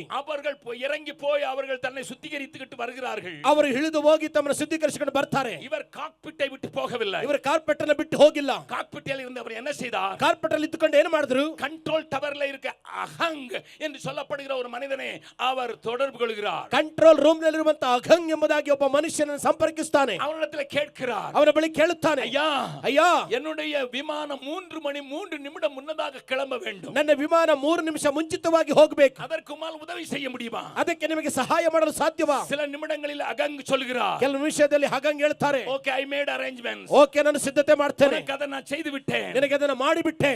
ஆகையினாலே ಆದ್ದರಿಂದ எல்லாரும் ஏற்றிக்கொண்டு ಎಲ್ಲರನ್ನ ಹತ್ತಿಸಿಕೊಂಡು 140 பேர் இருக்கிற விமானத்தை ஏற்றிக்கொண்டு 140 ಮಂದಿ ಇರುವ ವಿಮಾನವನ್ನು ಹತ್ತಿಸಿಕೊಂಡು ಮಫಲ್ಲಾ மறுபடியும் பாடுகிறார். ಪುನಃ ಹಾಡುತ್ತಾನೆ. அந்த முஸ்லிம் மேன் சொல்கிறார், ಆ ಮುಸ್ಲಿಮಾನ್ ಹೇಳ್ತಾನೆ, என்ன ಸಿಡಿ போட போறியா? ಏನು ಸಿಡಿ ಹಾಕ್ತೀಯಾ? என்ன ಸ್ಟುಡಿಯೋ நினைச்சியா? ಸ್ಟುಡಿಯೋ ಅಂತ ನೆನೆಸ್ಕೊಂಡ? காக்பிட் பா, ಇದು ಕಾರ್ಪೆಟ್ ಅಪ್ಪ. கிண்டல் பண்ணுகிறான், ಗೇಲಿ ಮಾಡುತ್ತಾನೆ. இவருக்கு அதை பற்றி கவலை இல்லை. ಇವರಿಗೆ ಅದರ ಬಗ್ಗೆ ಚಿಂತೆ ಇಲ್ಲ. எனக்குள்ளே ஒன்று தோன்றுகிறது, ನನ್ನ ಒಳಗಡೆ ಒಂದು ಕಾಣಿಸುತ್ತದೆ, செய்தாக வேண்டும், ನಾನು ಮಾಡೇ ತೀರಬೇಕು, எப்படியோ செய்தாக வேண்டும், ಹೇಗೆ ಮಾಡಿ ತೀರಬೇಕು. ஆகையினால வழக்கத்துக்கு மாறாக ಆದ್ದರಿಂದ ವಾಡಿಕೆಗೆ ಬದಲಾಗಿ அந்த பிளேனை டாக்ஸியில் எடுக்கும்போது ಆ ಪ್ಲೇನ್ ಟ್ಯಾಕ್ಸಿಂಗ್ ತೆಗೆಯುವಾಗ வேகமாக எடுக்கிறார். ವೇಗವಾಗಿ ತೆಗೆಯುತ್ತಾನೆ. கோ பைலட் செய்ய வேண்டிய வேலையும் அவரೇ செய்ய ಕೋ ஆரம்பிக்கிறார். ಪೈಲಟ್ ಮಾಡಬೇಕಾದನ್ನು ಅವನೇ ಮಾಡುತ್ತಾನೆ. டேக் ஆஃப் ஆன உடனே ಟೇಕ್ ಅಪ್ ಆದ ತಕ್ಷಣ எவ்வளவு அதிகமாக வேகமாக போக வேண்டுமோ ಎಷ್ಟು ವೇಗವಾಗಿ ಹೋಗಬೇಕು அவ்வளவு வேகமாக போய்விட்டார். ಅಷ್ಟು ವೇಗವಾಗಿ ಹೋಗಿದ್ದಾನೆ. போய்விட்டு அவர் இறங்கின போதுதான், ಹೋಗಿ ಇಳಿದಾಗಲೇ அவர் திரும்பி அவர் வானத்தில் இருக்கும்போது ಅವರು ಆಕಾಶದಲ್ಲಿ ಇರುವಾಗ கீழே பார்க்கிறார். ಕೆಳಗಡೆ ನೋಡ್ತಾರೆ. கடலுடைய தரைப்பகுதி தெரிகிற அளவுக்கு ஒரு பெரிய குழி, ಸಮುದ್ರದ ತಳಮಟ್ಟ ಕಾಣುವಷ್ಟು ಒಂದು ದೊಡ್ಡ ಸುಳಿ. பின்னதாக திரும்பಿ பார்க்கிறார். ಹಿಂದೆ ತಿರುಗಿ ನೋಡುತ್ತಾನೆ. அவர் ಓಡಿ வந்த ரன்வே, ಅವರು ಓಡಿ ಬಂದಂತ ರನ್ವೇ ஒரு சிறையை போல நடுங்கிக் கொண்டிருக்கிறது. ಅಲೆಯ ಹಾಗೆ ನಡುಗುತ್ತಾ ಇದೆ. வேகமாக மறுபடியும் சென்று ವೇಗವಾಗಿ ಪುನಃ ಹೋಗಿ அவர் இறங்கின போது ಇಳಿದಾಗ அவருக்கு செய்தி சொல்லப்பட்டது, ಅವರಿಗೆ ಸಂದೇಶ ಹೇಳಲ್ಪಟ್ಟಿತು, நீ தப்பிவிட்டாய், ನೀನು ತಪ್ಪಿಸಿಕೊಂಡೆ, நீ தப்பிவிட்டாய், ನೀನು ತಪ್ಪಿಸಿಕೊಂಡೆ. உன்னோடு கூட சேர்ந்த 140 பேரும் தப்பித்துக் கொண்டார்கள். ನಿನ್ನ ಸಂಗಡ ಸೇರಿ 140 ಮಂದಿ ತಪ್ಪಿಸಿಕೊಂಡರು. நீ முன்னதாக புறப்பட்டபடியினாலே, ನೀನು ಮುಂಚಿತವಾಗಿ ಹೊರಟಿದ್ದರಿಂದ, உனக்கு முன்னதாக உன்னுடைய விமானத்தை எடுப்பதற்கு உதவி செய்த அகாங் மரித்து போனான். ಮುಂಚಿತವಾಗಿ ತೆಗೆಯಲ್ಪಟ್ಟಂತ ಆ ಒಂದು ಅಗನ್ ಸತ್ತು ಹೋದನು. சுனாமியினாலே, ಸುನಾಮಿಯಿಂದ, அங்கே ஏற்பட்ட பூமி அதிர்ச்சியினாலே, ಅಲ್ಲಿ ಉಂಟಾದ ಭೂಕಂಪದಿಂದ அந்த ஏர்போர்ட் முழுவதுமாக நொறுக்கப்பட்டு விட்டது. ಆ ಏರ್ಪೋರ್ಟ್ ಪೂರ್ತಿ ಹೋಯಿತು. நீ தப்பித்து விட்டாய். ನೀನು ತಪ್ಪಿಸಿಕೊಂಡೆ. என்ன நடந்ததுன்னு கேட்டார். ಏನಾಯ್ತು ಅಂತ ಕೇಳಿದ್ರು. சொன்னான், ಒಂದನ್ನು ಹೇಳಿದ್ರು, எனக்கு ஒரு ஆண்டவர் இருக்கிறார், ನನಗೆ ಒಬ್ಬ ದೇವರಿದ್ದಾರೆ. அவர் எனக்குள்ள ஒரு டிஸ்டர்பன்ஸ் ನನ್ನ உண்டாக்கினார், ಒಳಗಡೆ ಡಿಸ್ಟರ್ಬೆನ್ಸ್ எனக்கு விளங்கவில்லை, ಅದು ಅರ್ಥ ಆಗಲಿಲ್ಲ. நான் 3 நிமிடம் தான் கேட்டேன், 3 ನಿಮಿಷ ಕೇಳಿದೆ. இந்த 140 பேருடைய உயிர் என்னுடைய கையில இருக்கிறதை நான் கண்டேன். 140 ಜನರ ಉಸಿರು ನನ್ನಲ್ಲಿ ಇರುವುದನ್ನು ನೋಡಿದೆ. நான் அவர்களை காப்பாற்றி ನಾನು விட்டேன். ಅವರನ್ನು ಕಾಪಾಡಿದೆ. ஆண்டவரே, ದೇವರೇ, உம்முடைய ஆவியானவருக்காக ஸ்தோத்திரம், ನಿನ್ನ ಆತ್ಮನಿಗಾಗಿ ಸ್ತೋತ್ರ. ஆவியானவரால் இயக்கப்பட்டதுக்காக ஸ்தோத்திரம், ಆತ್ಮನಿಂದ ಪ್ರೇರೇಪಿಸಲ್ಪಟ್ಟಿದ್ದಕ್ಕಾಗಿ ಸ್ತೋತ್ರ. என்னை கேட்கிற அருமையான தேவ பிள்ளையே, ಇದನ್ನು ಕೇಳುವ ಪ್ರಿಯ ದೇವ ಜನವೇ, நீ தேவனுடைய ராஜ்யத்துக்கு சொந்தமானார், ಇದು ದೇವರ ರಾಜ್ಯಕ್ಕೆ ಸ್ವಂತವಾದವರು. தேவ ராஜ்யத்தின் அஸ்திபாரமான ஆவியானவர் உன்னை ஆட்கொள்ளுவார். ದೇವರ ರಾಜ್ಯಕ್ಕೆ ಅಸ್ತುಭಾರವಾದ ದೇವರ ಆತ್ಮ ನಿಮ್ಮನ್ನು ಆಳ್ವಿಕೆ ಮಾಡುತ್ತಾನೆ. உன்னை சுற்றிலும் நடக்கிற பரிசுத்த குலைச்சலை பார்த்து, ಸುತ್ತಲೂ ನಡೆಯುವ ಪರಿಶುದ್ಧದ ವಲಯನ್ನು ನೋಡಿ, மற்றவர்கள் செயலற்று இருக்கிறவர்களை பார்த்து, ಬೇರೆಯವರು ಬಿದ್ದು ಹೋಗಿರುವುದನ್ನು ನೋಡಿ, மோசேதானும் அழுது கொண்டிருக்கிறதை பார்த்து, ಮೋಸೆ ಅಳುತ್ತಿರುವುದನ್ನು ನೋಡಿ, நீ சும்மா இருக்க மாட்டாய். ನೀನು ಸುಮ್ಮನೆ ಇರುವುದಿಲ್ಲ. அந்த பினகாசுக்குள்ளே ஒரு பெரிய வைராக்கியம், ಪಿನಹಾಸನಲ್ಲಿ ದೊಡ್ಡ ವೈರಾಗ್ಯ. என் ஆண்டவருடைய கோபத்தை நிறுத்த வேண்டும் என்றார். ದೇವರ ಕೋಪವನ್ನು ನಿಲ್ಲಿಸಬೇಕಾದರೆ நான் தான் இருக்கிறேன், ನಾನೇ ನಿಂತಿದ್ದೇನೆ. எனக்குள்ள ஒரு பக்தி வைராக்கியம் வரும் ನನ್ನಲ್ಲಿ ಭಕ್ತಿ ವೈರಾಗ್ಯ ಬರುತ್ತದೆ என்ற நோக்கத்தோடு ಎಂಬಂತ ಉದ್ದೇಶದಿಂದ அங்கே அந்த காரியத்தை நிறுத்துவதை 25வது அதிகாரத்தில் ಆ வாசிக்கிறோம். ಕಾರ್ಯವನ್ನು ನಿಲ್ಲಿಸುವುದನ್ನು 25ನೇ ಅಧ್ಯಾಯದಲ್ಲಿ ನೋಡ್ತೇವೆ. இவைகளெல்லாம் ஆசாரியர்களாகிய லேவியின் புத்திரர் கண்டிருந்த போதிலும் ಇವೆಲ್ಲವನ್ನ ಯಾಜಕರಾದಂತ ಲೇವಿಯ ಪುತ್ರರು ಕಂಡಿದ್ದಾಗ நேற்றைய தினத்திலே காண்பித்துக் கொடுத்த ஒரு காரியத்தை மறுபடியும் ஞாபகப்படுத்துகிறேன். ನೆನ್ನೆ ದಿವಸ ತೋರಿಸಿದ ಕಾರ್ಯವನ್ನ ಪುನಃ ಜ್ಞಾಪಕ கானான் என்கிற செழிப்பான தேசத்திலே வந்தபோது ಕಾನಾನ್ ಎಂಬಂತ ಸಮೃದ್ಧಿಗಳ ದೇಶಕ್ಕೆ ಬಂದಾಗ அந்த தேசத்திலே இருந்த ஒரு லேவியன், ಆ ದೇಶದಲ್ಲಿ ಒಬ್ಬ ಲೇವಿ, அதைத்தான் நியாயாதிபதிகளின் புஸ்தகம் 19வது அதிகாரத்திலே காண்பித்துக் ಅದನ್ನೇ கொடுத்தேன். ನ್ಯಾಯಸ್ಥಾಪಕ ಪುಸ್ತಕ 19ನೇ ಅಧ್ಯಾಯದಲ್ಲಿ ತೋರಿಸಿಕೊಟ್ಟೆ. 19வது அதிகாரத்திலே 19ನೇ ಅಧ್ಯಾಯದಲ್ಲಿ லேவியனாகிய ஒரு மனுஷன் ಲೇವಿಯನಾದ ಒಬ್ಬ ಮನುಷ್ಯ மறுமனாயாட்டியை கெடுக்கிறான். ಉಪಪತ್ನಿಯನ್ನು ಕೆಡಿಸುತ್ತಾನೆ. வெளி உலகத்திலே செலவில்லாமல் ஒரு பெண்ணை உள்ளே கொண்டு வருகிறான். நன் வாழ்க்கையில் ಬೇರೆ ಲೋಕದಲ್ಲಿ ಖರ್ಚಿಲ್ಲದೆ ಒಬ್ಬ ಪತ್ನಿಯನ್ನು ಸಂಪಾದಿಸಿಕೊಳ್ತಾನೆ. கட்டளைக்கு மீறுகிறான். ದೇವರ ಆಜ್ಞೆಯನ್ನು ಮೀರುತ್ತಾನೆ. அவಳು விபச்சாரம் பண்ணி ವ್ಯಭಿಚಾರ ಮಾಡಿ அவள் தன்னுடைய தாய் வீட்டுக்கு போய் விடுகிறாள். ಅವಳು ತನ್ನ ತಾಯಿಯ ಮನೆಗೆ ಹೋಗಿ ಬಿಡುತ್ತಾಳೆ. நேற்றைய தினத்திலே இதை நான் உங்களுக்கு விளக்கினேன். ನಿನ್ನೆ ದಿವಸ ಇದನ್ನೇ ವಿವರಿಸಿದೆ. இந்திய தேசத்திலே ಈ ಭಾರತ ದೇಶದಲ್ಲಿ இன்றைக்கு adultery is not a crime என்று சொல்லப்பட்டிருக்கிற ஒரு சுப்ரீம் கோர்ட் காரியத்தை நீங்கள் அறிந்திருக்கலாம். ಇವತ್ತು ವ್ಯಭಿಚಾರ ಅಪರಾಧವಲ್ಲ ಎಂಬುದಾಗಿ ಸುಪ್ರೀಂ ಕೋರ್ಟ್ ಹೇಳಿರುವಂತ ಕಾರ್ಯವನ್ನು ನೋಡಿರಬಹುದು. நன்றாய் கவனியுங்கள் அருமையானவர்களே. ಚೆನ್ನಾಗಿ ಗಮನಿಸಿ ಪ್ರಿಯರೇ. விபச்சாரத்தை உள்ளே கொண்டு வந்து விட்டால், ವ್ಯಭಿಚಾರವನ್ನು ಒಳಗಡೆ ತಂದ್ರೆ இவர்கள் கொண்டு வந்த தேசத்தில் தேவ ராஜ்யத்தை ஸ்தாபிக்க மாட்டார்கள் என்பது சத்துரு அறிந்ததினால், ಇವರು ತಂದ ದೇಶದಲ್ಲಿ ದೇವರ ರಾಜ್ಯವನ್ನು ಸ್ಥಾಪಿಸುವುದಿಲ್ಲ ಎಂಬುದಾಗಿ ವೈರಿ ತಿಳಿದಿರುವುದರಿಂದ பிரிக்கப்பட்டவர்களை, ದೇವರಿಂದ ಪ್ರತ್ಯೇಕಿಸಲ್ಪಟ್ಟವರನ್ನು, ಅಭಿಷೇಕ ತೈಲಂ ಬೆತ್ತವர்களை, ದೇವರ ಅಭಿಷೇಕ ತೈಲ ಹೊಂದಿದವರನ್ನ ಪಾಪ ಕ್ರಿಯೆಗಳಿಗೆ ತಳ್ಳಿ ಬಿಡುகிறான். ಪಾಪದ ಕ್ರಿಯೆಗಳಿಗೆ ತಳ್ಳಿ ಬಿಡುತ್ತಾನೆ. கேட்கிற அருமையானவர்களே, ಇದನ್ನು ಕೇಳುವ ಪ್ರಿಯರೇ, இங்க வந்திருக்கிற ಅನೇಕ தேவனை அறிந்தவர்கள், ಇಲ್ಲಿಗೆ ಬಂದಿರುವ ಅನೇಕರು ದೇವರನ್ನು ತಿಳಿದವರು, தேவ பிள்ளைகள், ನೀವು ದೇವರ ಮಕ್ಕಳು, உங்கள் ಮೇಲೆ ಅಭಿಷೇಕ ತೈಲಂ இருக்கிறதை ನಾನು ಉಣರುகிறேன். ನಿಮ್ಮಲ್ಲಿ ಅಭಿಷೇಕ ತೈಲ ಇರುವುದನ್ನು ನೋಡುತ್ತಿದ್ದೇನೆ, ಆವಿயிலே ಉಣರುகிறேன், ಆತ್ಮದಲ್ಲಿ ಗ್ರಹಿಸುತ್ತೇನೆ. அந்த பரிசுத்த ஆவியானவரை, ಆ ಪರಿಶುದ್ಧ ಆತ್ಮನನ್ನು துக்கப்படுத்தி விடக் கூடாது. ನೀವು ದುಃಖಪಡಿಸಬಾರದು, நீங்கள் துக்கப்படுத்தி விடக் கூடாது. ದುಃಖಪಡಿಸಬಾರದು. அதற்கு நீங்கள் ஜாக்கிரதையாக இருக்க வேண்டும். ಅದಕ್ಕೆ ನೀವು ಜಾಗೃತೆಯಾಗಿರಬೇಕು. ஆனால் அந்த சம்பவத்தை வாசித்தால், ಆ ಘಟನೆಯನ್ನು ಓದಿದರೆ இந்த மனிதனுக்கு 4 மாதங்கள் கழித்து மறுபடியும் அவள் நினைவு வருகிறது. ಈ ಮನುಷ್ಯನಿಗೆ 4 ತಿಂಗಳ ಆದಮೇಲೆ ಪುನಃ ಆಕೆಯ ನೆನಪು ಬರುತ್ತದೆ. அவளை மறுபடியும் கொண்டு வந்து ಅವಳನ್ನು ಪುನಃ ಕರೆತಂದು தன்னோடு வாழ வைக்க வேண்டும் என்று விரும்பி போகிறான். ತನ್ನೊಂದಿಗೆ ಜೀವಿಸುವಂತೆ ಹೇಳುತ್ತಾನೆ. நன்றாய் கவனியுங்கள், ಚೆನ್ನಾಗಿ ಗಮನಿಸಿ, நன்றாய் கவனியுங்கள். ಚೆನ್ನಾಗಿ ಗಮನಿಸಿ. போன இடத்துல அவனுடைய மாமனார் அவனை குடிக்க புசிக்க வைத்து, ಹೋದ ಸ್ಥಳದಲ್ಲಿ ಅವರ ಮಾವ ಅವನಿಗೆ ಕುಡಿದು ತಿನ್ನುವಂತೆ ಮಾಡಿ, 1 நாள் 2 நாள் 3 நாள், 1 ದಿನ 2 ದಿನ 3 ದಿನ அவனை அப்படியே தங்கி விட வைக்கிறான். ಅವನನ್ನು ಅಲ್ಲೇ ಇರುವಂತೆ ಮಾಡುತ್ತಾನೆ. என்னை கேட்கிற அருமையான தேவனுடைய பிள்ளைகளே, ಇದನ್ನು ಕೇಳುವ ಪ್ರಿಯ ದೇವ ಜನವೇ, இது நிமித்தமாக ಇದರ ನಿಮಿತ್ತವಾಗಿ 4வது நாள் சாயங்காலம் புறப்படுகிறான். நீங்கள் மீதி உள்ளங்களை வாசித்து விடுங்கள். 4ನೇ ದಿನ ಸಂಜೆ ಹೊರಡುತ್ತಾನೆ. அப்பொழுது ராத்திரி தங்க வேண்டிய ஒரு சூழ்நிலை வருகிறது. ರಾತ್ರಿ ಇಳುಕೊಳ್ಳಬೇಕಾದ ಸಂದರ್ಭ ಬರುತ್ತದೆ. மறுபடியும் சொல்லுகிறேன், ಪುನಃ ಹೇಳುತ್ತೇನೆ, எந்த ஜனத்துக்காக மோசே கையேந்தி நின்றானோ, ಯಾವ ಜನಕ್ಕಾಗಿ ಮೋಸೆ ಕೈ ಎತ್ತಿ ನಿಂತಿದನೋ, எந்த ஜனத்துக்காக பீனகாஸ் பக்தி வைராக்கியம் காட்டினோ, ಯಾವ ಜನಕ್ಕಾಗಿ ಬಿಳಾಮನ ಭಕ್ತಿ ವೈರಾಗ್ಯ ತೋರಿಸಿದನು, அதே ஜனமாகிய கிபியாவின் ஊரார், ಅದೇ ಜನವಾದಂತ ಗಿಬ್ಯದ ಊರಿನವನು இப்பொழுது சோதோம் கொமோராவில் நடந்தது போல நடக்க ஆரம்பிக்கிறார்கள். ಸೋದೋಮ್ ಗೋಮರದಲ್ಲಿ ನಡೆದಂತೆ ನಡೆಯಲು ಪ್ರಾರಂಭಿಸುತ್ತಾರೆ. அவர்கள் என்ன சொல்கிறார்கள்? ಅವರು ಏನು ಹೇಳುತ್ತಾರೆ? எங்க 22வது வசனத்தை வாசிக்கிறேன். 22ನೇ ವಾಕ್ಯವನ್ನು ಓದುತ್ತೇನೆ. வேகமாக சொல்லுகிறேன், ಇದನ್ನು ವೇಗವಾಗಿ ಹೇಳುತ್ತೇನೆ. என்றால் நாளைக்கு மாத்திரம் தான் இருக்கிறது. ನಾಳೆ ಮಾತ್ರ ಇದೆ. அவர்கள் மன மகிழ்ச்சியா இருக்கிற போது ஒரு கிழவன் வீட்டிலே தங்க போயிருக்கிறான். ಅವರು ಮನೆಯಲ್ಲಿ ಇಳಿದುಕೊಳ್ಳಲು ಹೋಗಿದ್ದಾರೆ. தான் அழைத்து வந்த மறுமனையாட்டியோடு கூட போயிருக்கிறான். ಕರೆದು ತಂದಂತಹ ಉಪಪತ್ನಿಯೊಂದಿಗೆ ಹೋಗಿದ್ದಾನೆ. அந்த ஊர் மனுஷரில் சிலர் அந்த வீட்டை சூழ்ந்து கொண்டு கதவை தட்டி, உன் வீட்டிலே வந்த அந்த மனுஷன் நாங்கள் அறியும்படிக்கு வெளியே கொண்டு வா என்று வீட்டுக்காரனாய் அந்த கிழவனோட சொன்னார்கள். ನಿಮ್ಮ ಮನೆಗೆ ಬಂದವನನ್ನ ಸ್ವಲ್ಪ ಹೊರಗಡೆ ಕರೆದುಕೊಂಡು ಬಾ ಎಂಬುದಾಗಿ ಅವನರ ಒಳಗೆ ಬಿಟ್ಟಂತ ಆ ಮನುಷ್ಯನ ಬಳಿಯಲ್ಲಿ ಹೇಳಿದರು. போன மாதத்திலே நம்முடைய நாட்டில் நடந்த ஒரு கேவலமான ஒரு காரியத்தை நான் சொல்லுகிறேன். ಕಳೆದ ದಿನಗಳಲ್ಲಿ ನಮ್ಮ ದೇಶದಲ್ಲಿ ನಡೆದಂತ ಕೇವಲವಾದ ಕಾರ್ಯವನ್ನು ಹೇಳುತ್ತೇನೆ. நான் நேற்றைய தினத்தில் சொன்னது போல, இதை சுப்ரீம் கோர்ட்டுக்கு நீ விரோதமாக பேசுகிற கண்டெம்ட் என்று சொல்லி என்னை உள்ளே வைத்தாலும் பரவாயில்லை. ನೆನ್ನೆ ದಿವಸ ಹೇಳಿದ ಪ್ರಕಾರವಾಗಿ ಸುಪ್ರೀಂ ಕೋರ್ಟಿಗೆ ವಿರೋಧವಾಗಿ ಮಾತನಾಡುವ ಕಂಟೆಂಟ್ ಎಂಬುದಾಗಿ ನನ್ನನ್ನು ಒಳಗಡೆ ಹಾಕಿದರೂ ಪರವಾಗಿಲ್ಲ. இந்திய தேசத்திலே, ಭಾರತ ದೇಶದಲ್ಲಿ உயர் மட்டத்தில் இருந்த 5 நீதிபதிகள், ಉನ್ನತ ಸ್ಥಾನದಲ್ಲಿರುವ 5 ನ್ಯಾಯಾಧೀಶರು, ஆணோடு ஆண் சம்யோகம் பண்ணுவதற்கும், ಗಂಡಸನೊಂದಿಗೆ ಗಂಡಸು ಸಂಭೋಗ ಮಾಡುವುದಕ್ಕೆ, பெண் சம்யோகம் பண்ணுவதற்கும் ಹೆಣ್ಣಿನೊಂದಿಗೆ ಹೆಣ್ಣು ಸಂಭೋಗ ಮಾಡುವುದಕ್ಕೆ ஒரு தடையும் இல்லை என்று சொல்லிவிட்டார்கள். ಯಾವ ಅಡ್ಡಿ ಇಲ್ಲ ಎಂಬುದಾಗಿ ಹೇಳಿಬಿಟ್ಟರು. ಬಿಟ್ಟರು. என்னை கேட்கிற அருமையான தேவ ஜனமே, ಇದನ್ನು ಕೇಳುವ ಪ್ರಿಯ ದೇವ ಜನವೇ, இது ஒருவேளை அரசாங்கத்தால் ஏற்படுத்தப்பட்ட நீதிபதிகளால், ಇದು ಒಂದು ವೇಳೆ ಸರ್ಕಾರದಿಂದ ಏರ್ಪಡಿಸಲ್ಪಟ್ಟ ನ್ಯಾಯಾಧೀಶರ இந்தியாவின் சட்டமாக மாறி இருந்தாலும், ಭಾರತದ ಕಾನೂನಾಗಿ ಮಾರ್ಪಟ್ಟಿದ್ದರು. என்னையும் உன்னையும் ஆட்கொள்கிறது இந்த ராஜ்யத்தின் சட்டமே. ನನ್ನನ್ನ ನಿನ್ನನ್ನ ಆಡಳಿತ ಮಾಡುವ ಈ ರಾಜ್ಯದ ಕಾನೂನೇ. நம்புகிறவர்கள் மாத்திரம் கரங்களை உயர்த்தி அல்லேலூயா சொல்லுங்க. ನಂಬುವವರು ಮಾತ್ರ ಕೈಗಳೆತ್ತಿ ಹಲ್ಲೆಲೂಯಾ ಹೇಳ್ರಿ. என்னை ஆளுகிறது முதலாவது இந்த சட்டம். ನನ್ನನ್ನು ಆಳ್ವಿಕೆ ಮಾಡುವುದು ಮೊದಲು ಈ ಕಾನೂನು. அதற்காக இந்திய சட்டங்களுக்கு நான் தலைவணிகிறவன் அல்ல என்று அர்த்தம் அல்ல. ಅದಕ್ಕಾಗಿ ಭಾರತದ ಕಾನೂನಿಗೆ ತಲೆಬಾಗಲ್ಲ ಅನ್ನುವ ಅರ್ಥವಲ್ಲ. எந்த சட்டம் இந்த சட்டத்திற்குள் அமைகிறதோ அதற்கு நான் அடிபணிகிறேன். ಯಾವ ಕಾನೂನು ಈ ಕಾನೂನಿಗೆ ಒಳಪಡುತ್ತದೋ ಅದಕ್ಕೆ ನಾನು ಬಾಗುತ್ತೇನೆ. நீ வண்டி ஓட்டிக்கொண்டு போகும்போது 60 கிலோமீட்டர் தாண்டாதென்று எழுதியிருந்தால், ನೀನು ವಾಹನ ಓಡಿಸುವಾಗ 60 ಕಿಲೋಮೀಟರ್ ದಾಟಬೇಡ ಎಂಬುದಾಗಿ ಬರೆದಿದ್ರೆ அதற்கு கீழ்ப்படுகிறேன். ಅದಕ್ಕೆ ನಾನು ವಿಧೇಯನಾಗುತ್ತೇನೆ. நீ இடது பக்கமாக போக கூடாதுன்னு எழுதியிருந்தால் நான் கீழ்ப்படுகிறேன். ಎಡಗಡೆ ಹೋಗಬಾರದು ಎಂದು ಬರೆದಿದ್ದರೆ ವಿಧೇಯನಾಗುತ್ತೇನೆ. இங்கே ஒரு லெஃப்ட் ஹேண்ட் இல்லை என்றால் கீழ்ப்படுகிறேன். ಇಲ್ಲಿ ಲೆಫ್ಟ್ ಟರ್ನ್ ಇಲ್ಲ ಅಂದ್ರೆ ವಿಧೇಯನಾಗುತ್ತೇನೆ. நீ பெட்ரோல் 100 ரூபாய்க்கு வாங்கித்தான் ஆக வேண்டும் என்றால் கீழ்ப்படுகிறேன். வேற வழி இல்லை. ಪೆಟ್ರೋಲ್ 100 ರೂಪಾಯಿ ತಗೋ ಅಂತ ಹೇಳಿದ್ರು ವಿಧೇಯನಾಗ್ತಾನೆ, ಬೇರೆ ಮಾರ್ಗ ಇಲ್ಲ. ஆனால் என்னுடைய தேவன் காண்பித்து கொடுத்த, ಆದರೆ ನನ್ನ ದೇವರು ತೋರಿಸಿಕೊಟ್ಟ அசுத்தத்துக்கு அருவருப்புக்கு நீ என்னை வழி நடத்தினார். ಅಶುದ್ಧತಕ್ಕೆ ಅಸಹ್ಯಕ್ಕೆ ನನ್ನನ್ನು ನಡೆಸಿದರೆ, என்னை கேட்கிற அருமையான மக்களே, ನನ್ನನ್ನು ಕೇಳುವ ಪ್ರಿಯ ಜನವೇ, நீங்களும் நானும் ஒன்று சொல்ல வேண்டும். ನೀವು ನಾವು ಒಂದನ್ನು ಹೇಳಬೇಕು. நீங்களும் நானும் ஒன்று சொல்ல வேண்டும். ನೀವು ನಾವು ಒಂದನ್ನು என்னை ಹೇಳಬೇಕು. ஆளுவது தேவ சட்டமே. ನನ್ನನ್ನು ಆಳ್ವಿಕೆ ಮಾಡುವುದು ದೇವರ முதலாவது என்னை ಕಾನೂನು. ஆளுவது தேவ சட்டமே. ನನ್ನನ್ನು ಆಳ್ವಿಕೆ ಮಾಡುವುದು ದೇವರ ಕಾನೂನು. ஆணோடு ஆண் சம்யோகம் பண்ணுவதையும், ಗಂಡಸರೊಂದಿಗೆ ಗಂಡಸು ಸಂಭೋಗ ಮಾಡುವುದು, பெண்ணோடு பெண் வாழ்வதையும், ಹೆಣ್ಣಿನೊಂದಿಗೆ ಹೆಣ್ಣು ಜೀವಿಸುವುದನ್ನ, அல்லது LGBTQ ಇಲ್ಲಿ சேர்த்துக்கிட்டே போவான். ಈ ರೀತಿ LPGQ ಎಂಬುದಾಗಿ ಸೇರಿಸಿಕೊಂಡು ಹೋಗ್ತಾನೆ. நேற்று சொன்னது போல, ನೆನ್ನೆ ಹೇಳಿದ ಹಾಗೆ இந்த Q என்றால் cure என்று அர்த்தமா. ಈ ಕ್ಯೂ ಎಂದ್ರೆ ಕ್ಯೂರ್ ಎಂಬುದಾಗಿ ಅರ್ಥ. என்ன செய்யறானே தெரியாம நடக்கிற ஆளுக்கு பேர் தான் cure.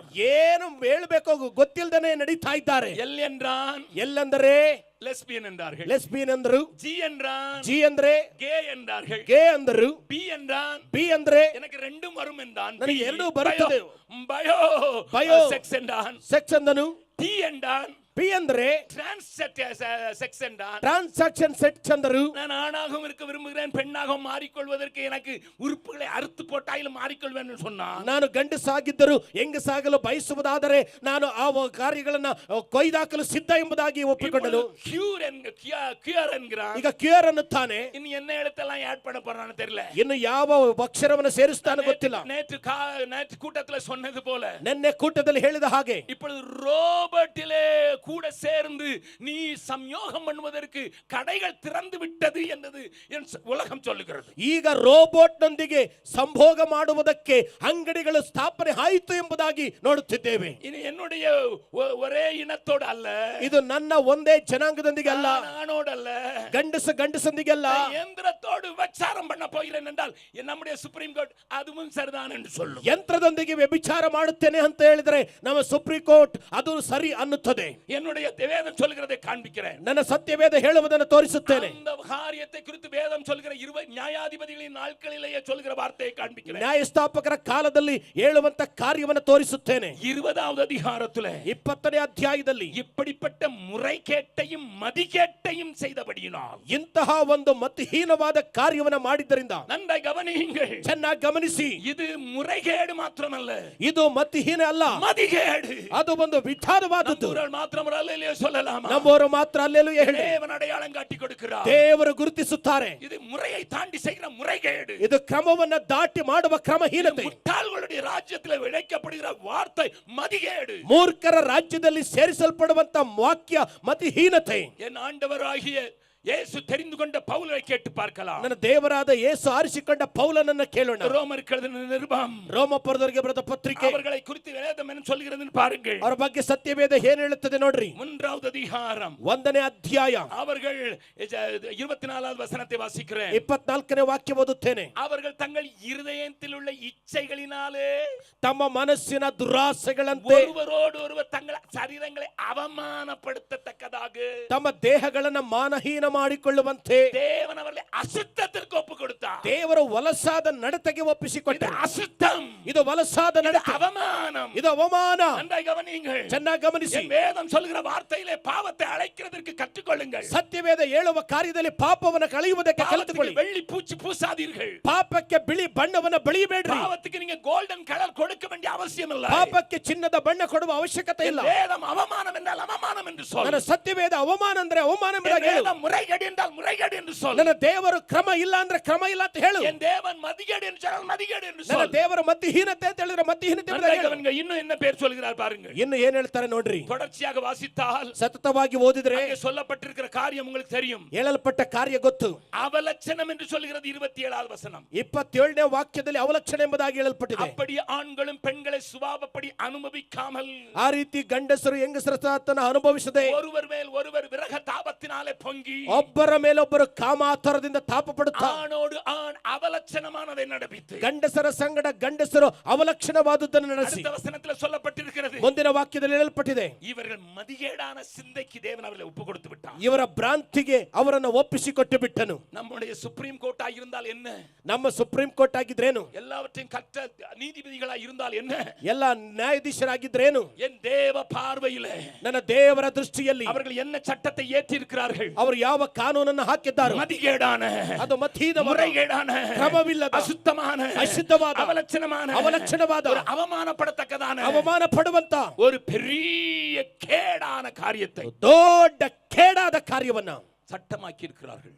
ಕಾನೂನನ್ನಾಗಿಸಿದ್ದಾರೆ. என்னை கேட்கிற அருமையானவர்களே, ಇದನ್ನು ಕೇಳುವ ಪ್ರಿಯರೇ, நன்றாய் கவனியுங்கள். ಚೆನ್ನಾಗಿ ಗಮನಿಸಿ. நாம் பொல்லாத நாட்களில் வாழ்கிறோம். ನಾವು ಕೆಟ್ಟ ಕಾಲದಲ್ಲಿ ಜೀವಿಸುತ್ತಿದ್ದೇವೆ. உன்னுடைய பிள்ளையை பரிசுத்த குலைச்சலாக்க, ಒಂದು ಮಗುವನ್ನ ಪರಿಶುದ್ಧದ ಒಲೆ ಮಾಡುವುದಕ್ಕೆ, வரும் சந்ததியை பரிசுத்த குலைச்சலாக்க, ಬರುವ ಸಂತತಿಯನ್ನು ಪರಿಶುದ್ಧದ ಒಲೆ உன்னுடைய ಮಾಡುವುದಕ್ಕೆ, பிள்ளைக்கு அப்படிப்பட்ட பரிசுத்தத்தை குறித்து நினைவில்லாமல் போக, ನಿನ್ನ ಮಗಳಿಗೆ ಅಂತ ಪರಿಶುದ್ಧತೆ ನೆನಪಿಲ್ಲದೆ ಹೋಗುವುದಕ್ಕೆ இதை பெரிய மனிதர்களை கொண்டே செய்திருக்கிறான் சத்ரு. ದೊಡ್ಡ ಮನುಷ್ಯರ ಮೂಲಕ ವೈರಿ ಮಾಡುತ್ತಿದ್ದಾನೆ. சமீபத்திலே ரிட்டையர்ட் ஆன தீபக் மிஸ்ரா என்று சொல்லப்படுகிற அந்த பிரதம நீதிபதியாக இருந்தவர், ಇತ್ತೀಚೆಗೆ ರಿಟೈರ್ಡ್ ಆದಂತ ದೀಪಕ್ ಮಿಶ್ರಾ ಎಂಬುದಾಗಿ ಹೇಳುವಂತ ನ್ಯಾಯಾಧೀಶರು தன்னுடைய ரிட்டையர்மெண்ட் நாளிலே, ತನ್ನ ನಿವೃತ್ತಿಯ ದಿನಗಳಲ್ಲಿ கொடுக்கப்பட்ட பிரிவு உபசார விழாவிலே, ಕೊಡಲ್ಪಟ್ಟಂತ ಉಪಚಾರದ ಕೂಟದಲ್ಲಿ I am leaving with much satisfaction ಎಂದು ನಾನು ಹೇಳಿದರು. ತುಂಬಾ ತೃಪ್ತಿಯೊಂದಿಗೆ ಹೋಗುತ್ತಿದ್ದೇನೆ ಅಂದಿದ್ದಾರೆ. ஐயா, கனத்துக்குரிய தீபக் மிஸ்ராவே, ಅಯ್ಯ, ಘನತೆಯುಳ್ಳ ದೀಪಕ್ ಮಿಶ್ರಾ, நீ அசிங்கத்தை விதைத்து விட்டு உனக்கு திருப்தி என்று சொல்லுவாயோ? ಅಸಹ್ಯವನ್ನ ಬಿತ್ತಿ ತೃಪ್ತಿ ಅನ್ನುತ್ತೀಯೋ? ஐயா, மதிப்புக்குரியவரே, ಅಯ್ಯ, ಗೌರವಕ್ಕೆ ಯೋಗ್ಯರೇ, உயர்ந்த இடத்துல உயர்க்க வைக்கப்பட்டவரே, ಉನ್ನತ ಸ್ಥಾನದಲ್ಲಿ ಇಡಲ್ಪಟ್ಟವರೇ, இது தவறல்ல என்று சொல்லிவிட்டு ಇದು ತಪ್ಪಲ್ಲ ಎಂಬುದಾಗಿ ಹೇಳಿ அசுத்தத்தை செய்ய சொல்வதற்கு அனுமதி கொடுத்து விட்டு ಅಶುದ್ಧವನ್ನ ಮಾಡಲು ಅನುಮತಿ ಕೊಟ್ಟು திருப்தியோடு வெளியேறுகிறேன் என்று சொல்கிறாயே, ತೃಪ್ತಿಯಿಂದ ನಿವೃತ್ತಿ ಹೊಂದುತ್ತೇನೆ ಅನ್ನುತ್ತೀಯಲ್ಲ. எனக்கு அவமானமாக இருக்கிறது. ನನಗೆ ಅವಮಾನವಾಗಿದೆ. இது கிறிஸ்தவ நாடுகளிலேயும் அரங்கேற்றி விடப்பட்டது. ಇದು ಕ್ರೈಸ್ತ ದೇಶಗಳಲ್ಲಿ ರಂಗಬೇರಿದೆ. ஆஸ்திரேலியாவில் உண்டு, ಆಸ್ಟ್ರೇಲಿಯಾದಲ್ಲಿದೆ, நியூசிலாந்திலே உண்டு, ನ್ಯೂಜಿಲೆಂಡ್ ಅಲ್ಲಿದೆ. என்னை கேட்கிற அருமையானவர்களே, ನನ್ನ ಕೇಳುವ ಪ್ರಿಯರೇ, பொல்லாத நாட்களில் வந்திருக்கிறீர்கள். ಕೆಟ್ಟ ಕಾಲದಲ್ಲಿ ಬಂದಿದ್ದೀರಿ. ஏன் ஐயா பரிசுத்த குலைச்சலுக்கு தாத்தான் அனுமதி தருகிறான்? ಯಾಕೆಯ ಪರಿಶುದ್ಧದ ಒಲೆಗೆ ಅನುಮತಿ அதை ಕೊಡುತ್ತಿದ್ದಾನೆ, சட்டமாக்குகிறான். ಅದನ್ನ ಕಾನೂನನ್ನಾಗಿ ಮಾಡುತ್ತಾನೆ. என்னுடைய பிள்ளை கெட்டு போக வேண்டும், ನನ್ನ ಮಗಳು ಕೆಟ್ಟು ಹೋಗಬೇಕು, பரிசுத்தமுள்ள சந்ததியை பெரும்படிதான் ஆண்டவர் என்னை உண்டாக்கினார். ಪರಿಶುದ್ಧ ಸಂತತಿಯನ್ನು ಹೊಂದಲು ದೇವರು ಉಂಟು ಮಾಡಿದ್ದಾರೆ. என் வேதம் சொல்லுகிறது, ಸತ್ಯವೇದ ಹೇಳುತ್ತದೆ. மல்கியா தீர்க்கதரிசியின் புஸ்தகம், ಮಲಾಕಿಯ ಪ್ರವಾದನೆ ಗ್ರಂಥ, அங்கே மல்கியா தீர்க்கதரிசி கொண்டு ஆண்டவர் சொல்லுகிற வார்த்தை நமக்கு தெரிந்திருக்கலாம். ಮಲಾಕಿಯ ಮೂಲಕ ದೇವರು ಹೇಳುವುದು ತಿಳಿದಿರಬೇಕು. அங்கே 2வது அதிகாரத்திலே 2ನೇ ಅಧ್ಯಾಯದಲ್ಲಿ ஆண்டவருடைய வார்த்தை சொல்லுகிறது, ದೇವರ ವಾಕ್ಯ ಹೇಳುತ್ತದೆ. 15வது வசனத்திலே 15ನೇ ವಾಕ್ಯದಲ್ಲಿ அவர் ஒருவனை அல்லவா படைத்தார், ಒಬ್ಬನಲ್ಲವಾ ಸೃಷ್ಟಿ ಮಾಡಿದನು, ஆவி அவரிடத்தில் பரிபூர்ணமாய் இருந்ததே, ಆತ್ಮ ಆತನಲ್ಲಿ ಪರಿಪೂರ್ಣವಾಗಿತ್ತು. பின்ன ஏன் ஒருவனை படைத்தார்? ಯಾಕೆ ಒಬ್ಬರನ್ನು ಹುಟ್ಟಿ ಮಾಡಿದನು? தேவனுக்கு பயப்படுகிற ஒரு சந்ததி உருவாக வேண்டும் என்று. ದೇವರಿಗೆ ಭಯಪಡುವ ಸಂತತಿ ಉಂಟಾಗುವುದಕ್ಕಾಗಿ பிள்ளை, ನಿನ್ನ ಮಗು, பேர பிள்ளை, ನಿನ್ನ ಮೊಮ್ಮಗು தேவ பயத்திலிருந்து வெளிவந்து ದೇವರ ಭಯದಿಂದ ಹೊರಬಂದು ஆணோடு ஆணும் பெண்ணோடு பெண்ணும் வாழலாம் என்கிற சட்டம் இருக்கிறது. ಗಂಡಸರೊಂದಿಗೆ ಗಂಡಸು ಹೆಣ್ಣೊಂದಿಗೆ ಹೆಣ್ಣು ಜೀವಿಸಬೇಕೆಂಬ ಕಾನೂನಿದೆ. இருக்கிறது. ನನ್ನ ದೇಶಕ್ಕೆ ಹಕ್ಕಿದೆ ಎಂಬುದಾಗಿ ಹೇಳುತ್ತದೆ. வேசித்தனத்திற்கும் ವೇಶ್ಯಾವಾಟಿಕೆಗೂ விபச்சாரத்திற்கும் ವ್ಯಭಿಚಾರಕ್ಕೂ அசுத்தத்திற்கும் ಅಶುದ್ಧತ್ವಕ್ಕೂ ஒப்பு கொடுத்து விட்டால் ಒಪ್ಪಿಸಿಕೊಟ್ಟು ಬಿಟ್ಟರೆ இந்த தேசத்துல தேவ ராஜ்யம் ஸ்தாபிக்கப்பட முடியாது என்று சத்துரு அறிந்ததினால ದೇಶದಲ್ಲಿ ದೇವರ ರಾಜ್ಯ ಸ್ಥಾಪನೆಗೊಳ್ಳಲು ಸಾಧ್ಯವಿಲ್ಲ ಎಂಬುದಾಗಿ ವೈರಿ ತಿಳಿದಿರುವುದರಿಂದ அவன் இதை சட்டமாக்கி இருக்கிறான். ಅವನು ಇದನ್ನು ಕಾನೂನು ಮಾಡಿಸಿದ್ದಾನೆ. புரிகிறதா உங்களுக்கு? ಅರ್ಥ ಆಗುತ್ತಾ ನಿಮಗೆ? ஏனென்றால் பரிசுத்த குலைச்சலும் ಪರಿಶುದ್ಧದ ಹೊಲೆ, ஒருமனை பாட்டை உடைக்கிற காரியங்களும் ಐಕ್ಯತೆಯನ್ನು ಒಡೆಯುವ ಕಾರ್ಯಗಳು தேவன் செயல்படாமல் கையை கட்டி வைத்து விடுவதற்கு போதுமானதாக இருக்கிறது. ದೇವರಿಗಾಗಿ ಕ್ರಿಯೆ ಮಾಡಲು ಕಟ್ಟಿ ಹಾಕುವುದಕ್ಕೆ ಸಾಕಾಗುತ್ತದೆ. நீங்கள் நன்றாய் அறிந்து கொள்ள வேண்டும். ನೀವು ಚೆನ್ನಾಗಿ ತಿಳ್ಕೊಳ್ಳಬೇಕು. உன் சபையிலே, ನಿನ್ನ ಸಭೆಯಲ್ಲಿ, உன் குடும்பத்திலே, ನಿನ್ನ ಕುಟುಂಬದಲ್ಲಿ இந்த காரியம் நடக்குமானால் ಈ ಕಾರ್ಯವು நீ ನಡೆಯುವುದಾದರೆ அறிந்து கொள்வாயாக, ತಿಳಿದುಕೋ, நீ அறிந்து கொள்வாயாக, ತಿಳಿದುಕೋ, தேவ ராஜ்யத்திலிருந்து உன்னை பிரிக்கும்படியாக ದೇವರ ರಾಜ್ಯದಿಂದ ವಿಂಗಡಿಸುವಂತೆ இந்த காரியம் நடக்கிறது. ಈ ಕಾರ್ಯ ನಡೆಯುತ್ತದೆ. சில அமெரிக்க போதகர்கள், ಕೆಲವು ಅಮೆರಿಕ ಬೋಧಕರುಗಳು, இங்கிலாந்துல இருக்கிற ஒரு பெரிய ஆர்ச் பிஷப், ಇಂಗ್ಲೆಂಡ್ ನಲ್ಲಿರುವಂತಹ ಆರ್ಚ್ ಬಿಷಪ್, அவர் சொன்னார், ಅವರು ಹೇಳಿದರು, நான் கேயா இருக்கிறபடினால எனக்கு மகிழ்ச்சியா இருக்கிறது. ನಾನು ಗೇ ಆಗಿರುವುದರಿಂದ ನನಗೆ ಸಂತೋಷವಾಗಿದೆ. நன்றாய் கவனியுங்க, ಚೆನ್ನಾಗಿ ಗಮನಿಸಿ. சபையே, ಸಭೆಯೇ விழித்து விடு, ಎಚ್ಚರವಾಗು. உன் சபைக்குள்ளே பரிசுத்த குலைச்சல், ಸಭೆಯಲ್ಲಿ ಪರಿಶುದ್ಧದ ಹೊಲೆ, சபையின் தலைவர்களுக்குள்ளே பரிசுத்த குலைச்சல், ಸಭೆಯ ನಾಯಕರಲ್ಲಿ ಪರಿಶುದ್ಧದ ಹೊಲೆ. எனக்கு வருகிற சில வாலிபருடைய கடிதங்களை நான் உங்களுக்கு இங்க மேடையில சொல்ல முடியாது. ನನಗೆ ಬರುವ ಯೌವನಸ್ಥರ ಪತ್ರವನ್ನ ಇಲ್ಲಿ ಹೇಳಲು ಸಾಧ್ಯವಿಲ್ಲ. எத்தனை போதகர்கள், ಎಷ್ಟು ಬೋಧಕರು தங்களுடைய வாலிபர்களோடு கூட தவறாக நடந்து ತನ್ನ கொண்டிருக்கிறார்கள். ಯೌವನಸ್ಥರೊಂದಿಗೆ ತಪ್ಪಾಗಿ ನಡೆದಿದ್ದಾರೆ. போதகரே அப்படி நடந்தால் ಬೋಧಕರೇ ಆ ರೀತಿ ನಡೆದರೆ சபையின் நிலைமை என்ன இருக்கும்? ಸಭೆಯ ಸ್ಥಿತಿ ಹೆಂಗಿರುತ್ತದೆ? இதை இயக்க வைப்பது யார்? ಇದನ್ನು ನಡೆಸುವುದು ಯಾರು? பாவத்துக்கு முலாம் பூச ஆரம்பித்து விட்டான் சாத்தான். ಪಾಪಕ್ಕೆ ಬಣ್ಣ ಹಚ್ಚಲು ಪ್ರಾರಂಭಿಸಿದ ಸೈತಾನ பெரியவர்களை வைத்து வர்ணம் தீட்ட விட்டு ஆரம்பித்து விட்டான். ದೊಡ್ಡವರನ್ನಿಟ್ಟು ವರ್ಣ ಹಾಕಲು ಪ್ರಾರಂಭಿಸಿದ. ஆகையினால் தான் சத்திய வேதம் சொல்லுகிறது, ಆದ್ದರಿಂದ ಸತ್ಯವೇದ ಹೇಳುತ್ತದೆ, எபிரேயர் 12வது அதிகாரம் 4வது வசனத்திலே, ಎಬ್ರಿಯ 12:4 ஆண்டவர் தன்னுடைய எழுத்தை எழுதி வைத்திருக்கிறார். ದೇವರು ತನ್ನ ಬರಹವನ್ನು ಬರೆದಿಟ್ಟಿದ್ದಾರೆ. பாவத்துக்கு விரோதமாக போராடுவதில் நீங்கள் ரத்தம் சிந்தவில்லையே. ಪಾಪಕ್ಕೆ ವಿರೋಧವಾಗಿ ಹೋರಾಡುವುದರಲ್ಲಿ ರಕ್ತ ಚೆಲ್ಲಿಲ್ಲವಾ? இந்த பெங்களூர் பட்டணத்திலே, ಈ ಬೆಂಗಳೂರು ಪಟ್ಟಣದಲ್ಲಿ ஐயா, பரிசுத்தத்துக்காக வைராக்கியம் பாராட்டி, ಪರಿಶುದ್ಧಕ್ಕಾಗಿ ವೈರಾಗ್ಯ ತೋರಿಸಿ, பாவத்தை எதிர்த்து நின்று, ಪಾಪವನ್ನು ವಿರೋಧಿಸಿ என் உயிர் போனாலும் பரவாயில்லை, ಪ್ರಾಣ ಹೋದ್ರೂ ಸರಿ, என்னுடைய கைகள் வெட்டப்பட்டாலும் ನನ್ನ பரவாயில்லை, ಕೈ ಕತ್ತರಿಸಿದ್ರು ಸರಿ, என்னை உடவு சிதைக்கப்பட்டாலும் ನನ್ನ பரவாயில்லை, ಶರೀರ ಚದುರಿಸಲ್ಪಟ್ಟರು ಸರಿ, பரிசுத்தத்துக்கு வைராக்கியம் பாராட்டி, ಪರಿಶುದ್ಧತೆಗೆ ವೈರಾಗ್ಯ ತೋರಿಸಿ, பாவத்துக்காக போராடுவதற்கு தேவன் என்னை தெரிந்திருக்கிறார். ಪಾಪಕ್ಕೆ ಹೋರಾಡಲು ದೇವರು ಆರಿಸಿಕೊಂಡಿದ್ದಾರೆ. என்னுடைய ராஜ்யத்தினுடைய பெரிய போர் வேளையிலே, ನನ್ನ ರಾಜ್ಯದ ದೊಡ್ಡ ನೋಟದಲ್ಲಿ ராஜ்யம் ஸ்தாபிக்கிறதுக்கு போரில வந்திருக்கிறேன். ರಾಜ್ಯ ಸ್ಥಾಪಿಸಲು ಯುದ್ಧಕ್ಕೆ ಬಂದಿದ್ದೇನೆ. போராடுவதற்கு நான் ஆயத்தம் என்று சொல்கிற ஒரு கூட்டம் இங்கே எளிமையாக, ಹೋರಾಡುವುದಕ್ಕೆ ಸಿದ್ಧ ಎಂಬುದಂತ ಗುಂಪು ಎದ್ದು ಹೇಳಬೇಕು. பயந்தவர்களுக்கு இங்கே இடமில்லை. ಭಯಪಟ್ಟವರಿಗೆ ಸ್ಥಳ ಇಲ್ಲ. கிதியோனை பார்த்து சொன்னது போல, ಗಿದ್ಯೋನನನ್ನು ನೋಡಿ ಹೇಳಿದ ಹಾಗೆ, பயந்தவர்கள் வீட்டுக்கு போகலாம், ಭಯಪಟ್ಟವರ ಮನೆಗೆ ಹೋಗಲಿ, ஆனால் என்னை பிரித்து வைத்திருக்கிறேன். ಆದರೆ ನನ್ನನ್ನು ವಿಭಜಿಸಿರುವ சத்துருவை நான் அடையாளம் கண்டு கொண்டிருக்கிறேன். ವೈರಿಯನ್ನು ಗುರುತಿಸಿದ್ದೇನೆ. என்னுடைய பிள்ளைகள் அழிவதை, ನನ್ನ ಮಕ್ಕಳು ನಾಶವಾಗುವುದನ್ನು, மீதியானியர்களால் அழிக்கப்படுகிறதை ವಿದ್ಯಾರ್ಥಿಗಳ ನಾಶವಾಗುವುದನ್ನು காண மாட்டோம், ಕಾಣುವುದಿಲ್ಲವೋ? இதோ வந்திருக்கிறோம் என்று சொல்லி, ಈಗ ಬಂದಿದ್ದೇನೆ ಎಂಬುದಾಗಿ ಹೇಳ್ತಾರೆ. தங்களுடைய சுகத்தை தேடாமல் ತನ್ನ ಆರೋಗ್ಯವನ್ನು ಹುಡುಕದೆ ஓடுகிற தண்ணியிலே 10,000 பேர் நிற்கிறார்கள். ಓಡುವ ನೀರಿನಲ್ಲಿ 10,000 ನಿಂತಿದ್ದಾರೆ. அந்த ஆத்தங்கரையிலே 10,000 பேர் ஆண்டவர் நிறுத்துகிறார். ಹಳ್ಳದಲ್ಲಿ 10,000 ನಿಲ್ಲಿಸುತ್ತಾರೆ. என்ன சொல்லுகிறார்? ಏನ್ ಹೇಳ್ತಾರೆ? அங்கே போன 10,000 பேரிலே ಅಲ್ಲಿ ಹೋದ 10,000ದಲ್ಲಿ 9,700 பேர் 9,700 ಮಂದಿ கைகளில் இந்த வில்லு அம்பெல்லாம் வைத்து விட்டு, ತನ್ನ ಕೈಯಲ್ಲಿದ್ದ ಬಿಲ್ಲು ಹಂಬನ ಇಟ್ಟು ಬಿಟ್ಟು, ஆயுதங்களை எல்லாம் வைத்து விட்டு, ಆಯುಧಗಳನ್ನು ಇಟ್ಟು ಬಿಟ್ಟು, தாங்கள் போர்க்களத்தில் நிற்போம் என்பதை மறந்து விட்டு, ಯುದ್ಧದಲ್ಲಿ ನಿಲ್ಲುತ್ತೆ ಎಂಬುದನ್ನು ಮರೆತು ಬಿಟ್ಟು, அந்த தண்ணீரை எடுத்து முகத்தையில வாடி முதுகிலே தேய்த்து களியிலே கழுவி அவர்கள் அதை இன்பமாக ಅನುಭವಿಕ್கிறார்கள். ಆ ನೀರನ್ನ ತಲೆ ಮೇಲೆ ಹಾಕಿ, ಬೆನ್ನಿನ ಮೇಲೆ ಹಾಕಿ, ಶರೀರದ ಮೇಲೆ ಹಾಕಿ ಅದನ್ನು ಅನುಭವಿಸುತ್ತಿದ್ದಾರೆ.